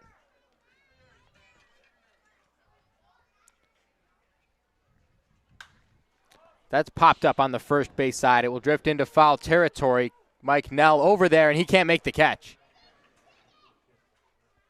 Just misjudged it, overran it, whatever you want to call it. It was a routine play that drops and gives Tanner Schobel another life. Nels had a couple of tough plays today. And that can happen. You have your nerves of your first Cape League start, a league you've grown up watching since you were a little kid.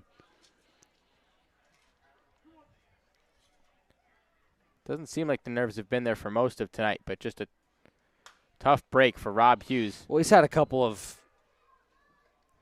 just unfortunate plays, like the ball that popped out of his glove at the last second, right after he made a nice pick, and then right after he made a diving play, the ball popped out of his glove again. Tanner Schobel now in the box, facing a 2-2 count. A rock step windup from Hughes that you don't see too often anymore. Now he steps off. I like what he's doing there, though. Real simple. Sets the glove at his chest, steps back, then steps forward and comes home with it. It was a slider in the dirt. Schobel checks it up. He did not go, and that fills up the count.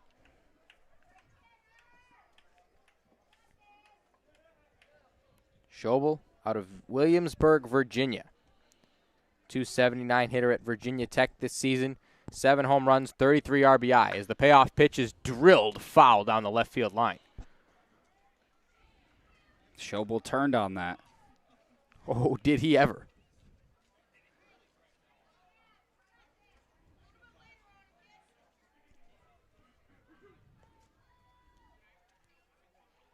We'll try again with the 3-2.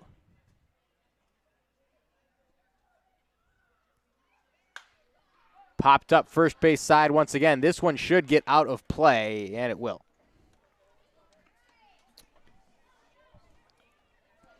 Schobel proving to be a tough out despite being 0 for 4 tonight.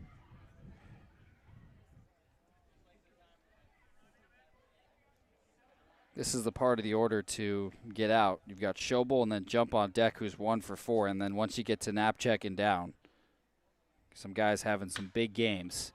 That's hit hard out to center field. Gonzalez has a beat on it and tracks it into the right center gap to make the catch. Good fight from Hughes. Fought off a couple of tough breaks and gets a big second out. It's important to keep this at a 1-run game. And I wouldn't be surprised if the Gatemen make some hitting changes with their 5, 6, 7 hitters coming up in the bottom of the 9th. I wouldn't be shocked either, but first we have to get there. One more out to get for Rob Hughes, who has been good through the first 2 hitters he's faced. Came on in relief for Hunter Skilperort in the 9th inning. And now Hunter Jump, the batter, fouls off a pitch to even the count at 1. 1 for 4 is Jump with a single and a run scored. Cuts through a breaking ball, falls 1-2. Hope Hughes can go back to that curveball they just threw. Or an inside fastball. I'd stay in on the hands of Jump. The 1-2 in the dirt, scoots away from Crooks. Count evens at 2. Cameron James at third base playing a good 20 feet off the line. Rest of the infield for the Gatemen straight away. Outfield the same as we wait for the 2-2 to Hunter Jump. Here it is. Cut on and missed, strike 3. A good 1-2-3 inning of work from Rob Hughes. He keeps the Gatemen in it, and they have a chance to tie it or win it in the bottom of the 9th. Don't go anywhere. You're watching the Gatemen Baseball Network.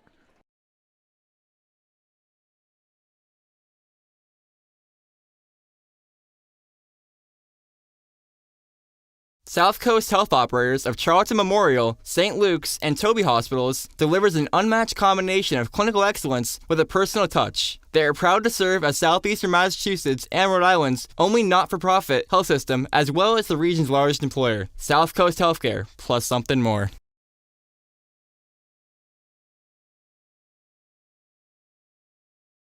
Catchers aren't the only ones protecting home. With Rogers Gray, you have more coastal homeowners insurance options and a true expertise in their people.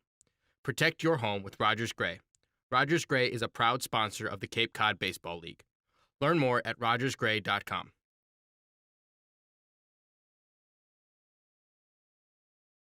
South Coast Health Operators of Charlton Memorial, St. Luke's, and Toby Hospitals delivers an unmatched combination of clinical excellence with a personal touch. They are proud to serve as Southeastern Massachusetts and Rhode Island's only not-for-profit health system, as well as the region's largest employer. South Coast Healthcare, plus something more.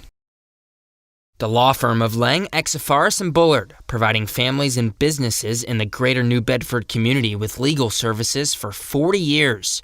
We look forward to serving you. For an appointment, call 508-992-1270. We invite you to learn more about the law.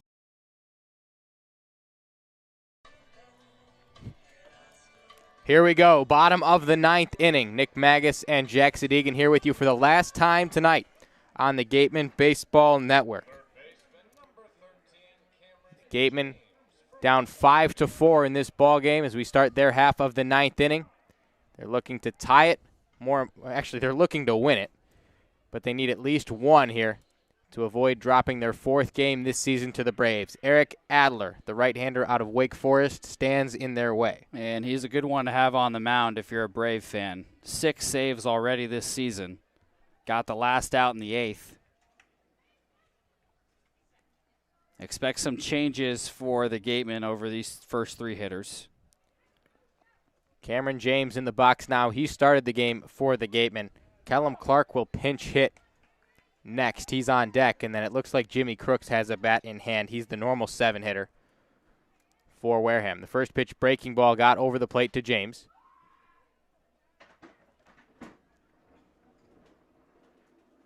Adler sets at the chest, now kicks and fires. Fouled off.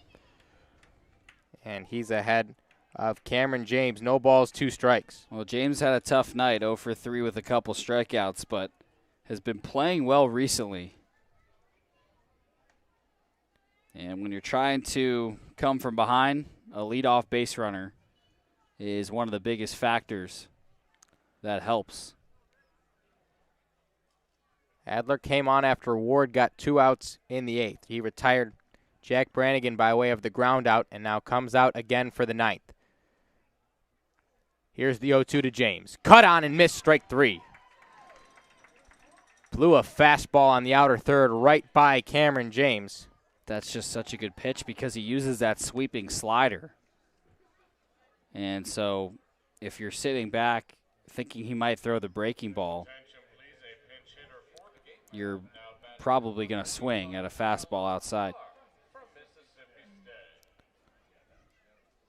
So here's the pinch hitter we had previously mentioned. It's Callum Clark in the game now for Michael Nell. Nell 1 for 3 with a single.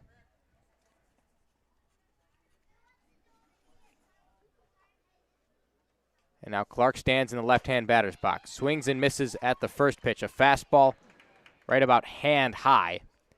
And Adler got it by him for strike 1.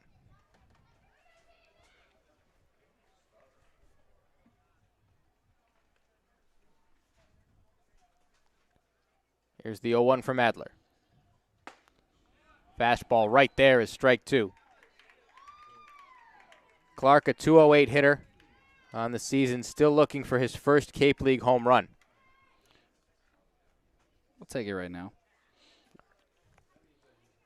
That would be nice. An 0-2 count for the second consecutive hitter. The pitch, swing, and a miss, strike 3. Blowing 2 fastballs by back-to-back Mississippi State Bulldogs. And now the Gatemen with one final chance, represented by Jimmy Crooks. Well, this is what Adler does. He had 25 strikeouts and 13 1/3 coming into tonight. Just such good stuff, and there's a reason he's the Braves' #1 closer. He'll be their go-to guy in the playoffs and if they make the championship. First pitch fouled off by Jimmy Crooks. Adler probably the best closer in this entire Cape League. 6 saves on the season, has a chance to pick up his 7th, and the ERA continues to drop, now well below 1.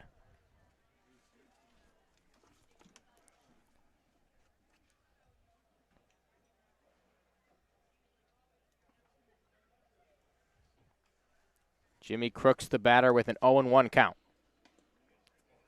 And the catcher, Dalton Rushing, was crossed up. It's called for a strike, though, even though it got to the backstop. Rushing was looking for a fastball, and you got that right, Jack. He was ready to stand up and catch what he thought was a high fastball. The slider dropped right through the heart of the zone. And even when Adler misses, he hits. Now 0-2 on the third consecutive hitter. And Jimmy Crooks a strike away.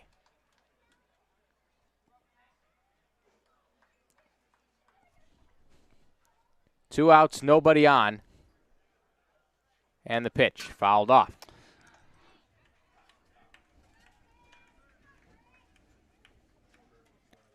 Adler struck out James with a fastball, Clark with a fastball, and tried to do the same with an 0-2 heater to Jimmy Crooks. He sent it straight back to the screen and stays alive. Gatemen down to their final strike. Down 5-4 to the Braves here at Spillane Field. They have yet to beat Bourne this season. If they can't do it tonight, they'll have a crack at it on the road tomorrow. But first, Jimmy Crooks. Adler crouches, now rises and sets. Here's the pitch. Crooks thought about it, and I guess that hit him. Jimmy Crooks will be put on base after he was hit with an 0-2 breaking ball. That's a big break for the Gatemen. You never want to get hit, but Crooks was behind in the count, and the two umpires are going to convene about this. I'll be honest, something tells me that didn't hit Jimmy Crooks. You could tell by his reaction that he stayed in the box, and I mean, normally when you're hit by a pitch, you just toss your bat and you head down to first base, especially when you're trying to sell the call.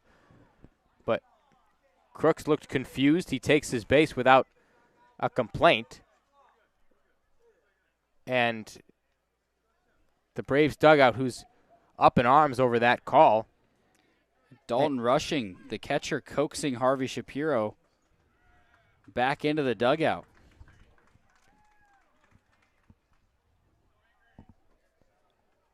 We're good, we're good, we're good, is all Rushing said to his Bourne manager. And a pinch runner in the game now for the Gatemen. Taking over for Jimmy Crooks at first base is Daniel Perrin Jr. It's his first appearance of the summer. Devereaux Harrison now the batter. Now 1 for 9 on the season. He's 0 for 3 tonight. And he takes a first pitch breaking ball just off the plate.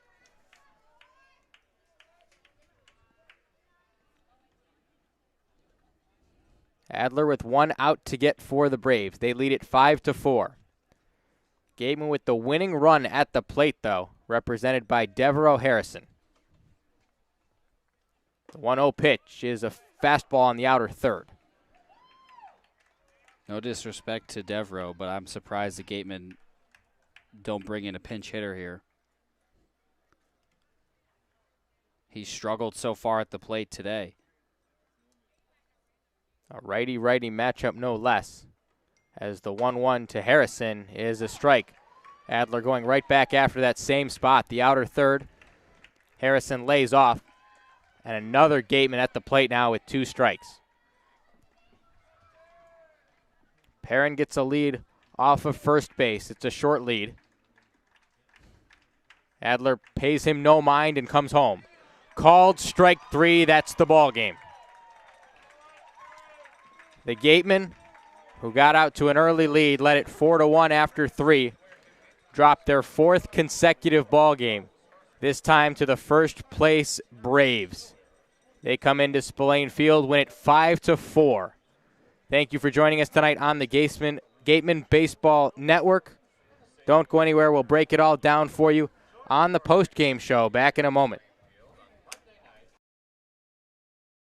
We appreciate and thank the sponsors who support the Cape League and the 10 teams. Our corporate sponsors are the financial backbone of the league. It is with their support that we are able to preserve our long-standing tradition of providing the best family entertainment here on Cape Cod. On behalf of the Wareham Gatemen, the 9 other teams, league officers, and the entire Cape League family, we would like to announce and thank our 2021 corporate sponsors. With much appreciation, we recognize the Yawkey Foundation, Curry College, Cape Cod Healthcare, the 99 Restaurants, Coca-Cola Bottling of Cape Cod, Badger Sport, 47 Brand, Cape Cod 5-cent Savings Bank, Milton Cat, Mosquito Marys. Fairway Financial, Ocean Spray, Seaside Le Mans, Rogers Gray, Franklin Sports. Cape Destinations, Sullivan Tire, Cape Cod Times, Kindle and Grover Real Estate, Cape Cod Chamber of Commerce. Highline Cruises, Sports Picks, On Deck Sports, Barnstable Bat, Highness Area Chamber of Commerce. HP Hood, Sunderland Printing, Axis Bats, Quest Diagnostics, Cape Space. And of course, thank you to Major League Baseball for over 50 years of support. The Cape Cod Baseball League and the NCAA promote good sportsmanship by student athletes, coaches, and spectators. We ask for your cooperation and positive support of the participants and officials. Profanity, racial, or sexist comments or any other intimidating actions will not be tolerated. Thank you. We ask parents to keep their children off the roofs of the dugouts, away from the batting cages, and out of the bullpen areas.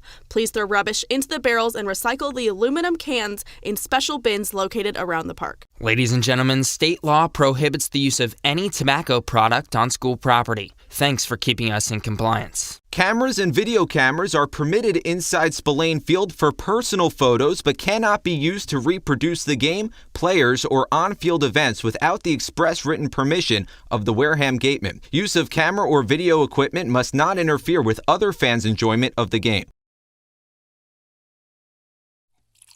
Cape Cod Coca-Cola thanks you for supporting the Cape Cod Baseball League and for refreshing yourself with ice-cold Coca-Cola products. Please remember to recycle your empty bottles, cans, and all other recyclable materials. It takes only 6 recycled plastic bottles to make a new baseball cap.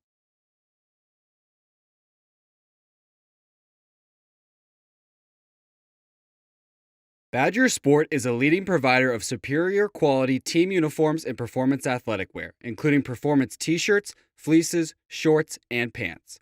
From the fields to the stands and at every practice along the way, Founders Sport Group makes authentic, quality apparel accessible at the speed of the sport. Visit foundersport.com today. The 99 Restaurant and Pub is proud to be a sponsor of the Cape Cod Baseball League. Visit your local 99 and try their famous colossal lobster rolls. Piled high on grilled brioche and served hot buttered or with just the right amount of mayo and celery with fries and coleslaw.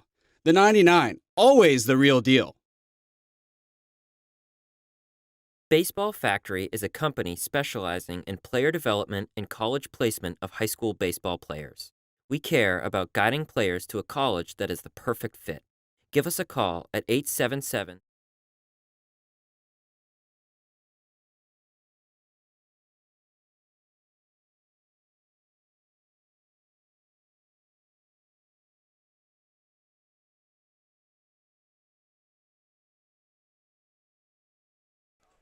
Welcome on into the Gatemen post-game show. Nick Magas here with Jack Sadighian, and another loss, Jack. It was a tough one tonight. The Gatemen still trying to pick up that home win that's been ever so elusive since July 11th. And they got an early lead once again. That's been the story of the last few games. They were up 4-1 after 3 innings, and then the wheels fell off once again.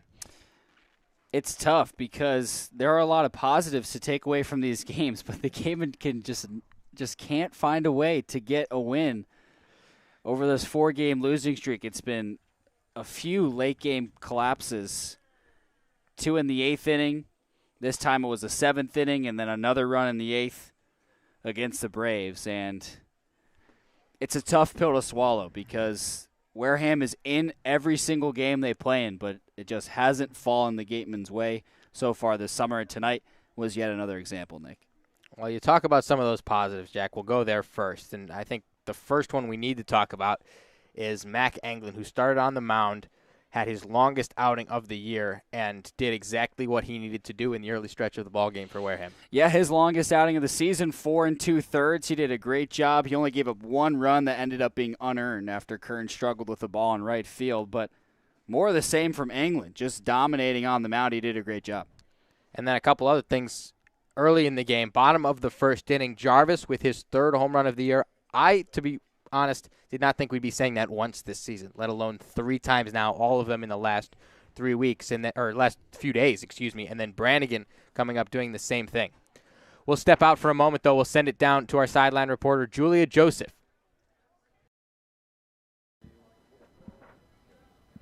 Julia Joseph alongside Coach Dawn Sneddon.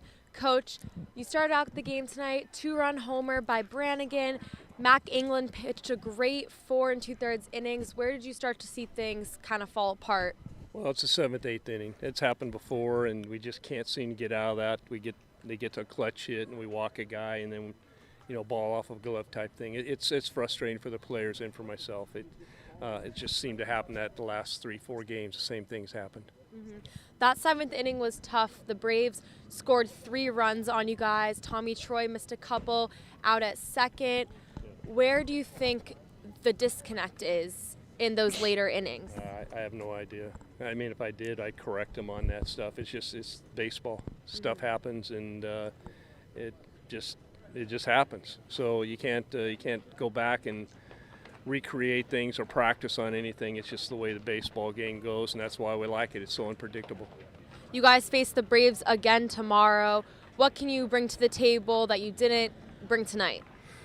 Well, hopefully one more run than they get. I mean, that's we can't get into that 9th inning with their closer like that. He's been phenomenal all summer long. So we got to have a lead going into that 9th inning, or it's pretty much over.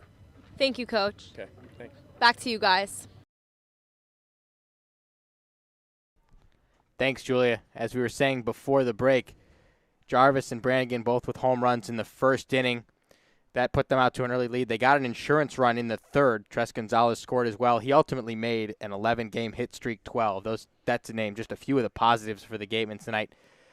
But Skillport didn't have his best stuff tonight. That was probably the biggest place they struggled late in the game. Yeah, the pitching staff that has been old reliable throughout the season has really started to struggle down the stretch. And you mentioned, Nick, I think fatigue is part of it. It's just been a couple innings that have caught up to the Gatemen where they'll pitch really well, and then they'll give up a 3, 4, 5 spot late in the game that'll hurt them and cost them the game. But a pitching staff that is struggling over the 4-game losing streak as the bats start to pick it up, and it's been out of sync all season. It's either been one or the other, but it's never been both for Wareham. So we'll take it around the rest of the league. The Gatemen pretty much out of the playoff race at this point. Their hopes are even dimmer than they were before tonight, obviously, with the loss. But we look around the rest of the league where some races are continuing to heat up. Yeah, Brewster defeating Harwich today, and YD beat Hyannis. So technically, YD's still in that race for second, but Harwich one win away, or one YD loss away from locking up the spot. It looks like it's going to be Brewster and Hyannis in the East. Bourne, of course. Brewster and Harwich in the East. Or yeah, excuse me. Sorry, Hyannis. Brewster and Harwich in the East, and Bourne has locked up the West. Yep. But that second spot is up for grabs. Cotuit and Falmouth, a back-to-back that started tonight, and Cotuit dominated 16-6. The bats are super hot for the Kettleers right now, and they are comfortably in that second spot, but Falmouth a chance to get right back up against them with a game tomorrow. Yes, Cotuit's starting to lock up that second-place spot, though, moving just a little bit farther ahead of Falmouth today. And with Wareham out of it, it's really become a 2-team race in the West. And Cotuit, a team that's really turned over their roster quite a bit in the past couple weeks. We mentioned when we saw them here about a week ago that their team looked nothing like what they did in the early part of the season. And Cotuit really bringing in replacement players and continuing to do their job, win ball games down the stretch, and are well in control of their own destiny for that second-place spot in the West. Yeah, right now they have a win percentage of 50 on the nose, and then Falmouth at 46.88. If they lose to Falmouth tomorrow, they will still be slightly ahead of the Commodores, but it will be neck and neck coming down the stretch over the last 4 games of the season. The Gatemen, with another loss tonight, have pretty much further cemented themselves out of that race. But Cotuit and Falmouth will be right next to each other down to the finish. If Cotuit gets a win tomorrow, though, that goes a long way to them securing the second spot. If you're a Bourne Braves fan, you don't want that to happen. Cotuit already has 2 wins against the Braves this summer. They're hoping that the Commodores get that second spot. We don't want you paying too much attention to that, though. We want you right back here tomorrow night where the Gatemen will have another crack at the Braves. This time it'll be at Doran Park. We'll have it with you, Nick Magas, Jack Sadighian with you on the audio-only stream tomorrow night. The Gatemen, after losing their 4th game this season to the Braves, will have a chance one more time to get a win. They've lost 4 straight. They'll try and snap that streak tomorrow. For now, saying so long. Thank you for joining us on the Gatemen Baseball Network. Have a great Saturday.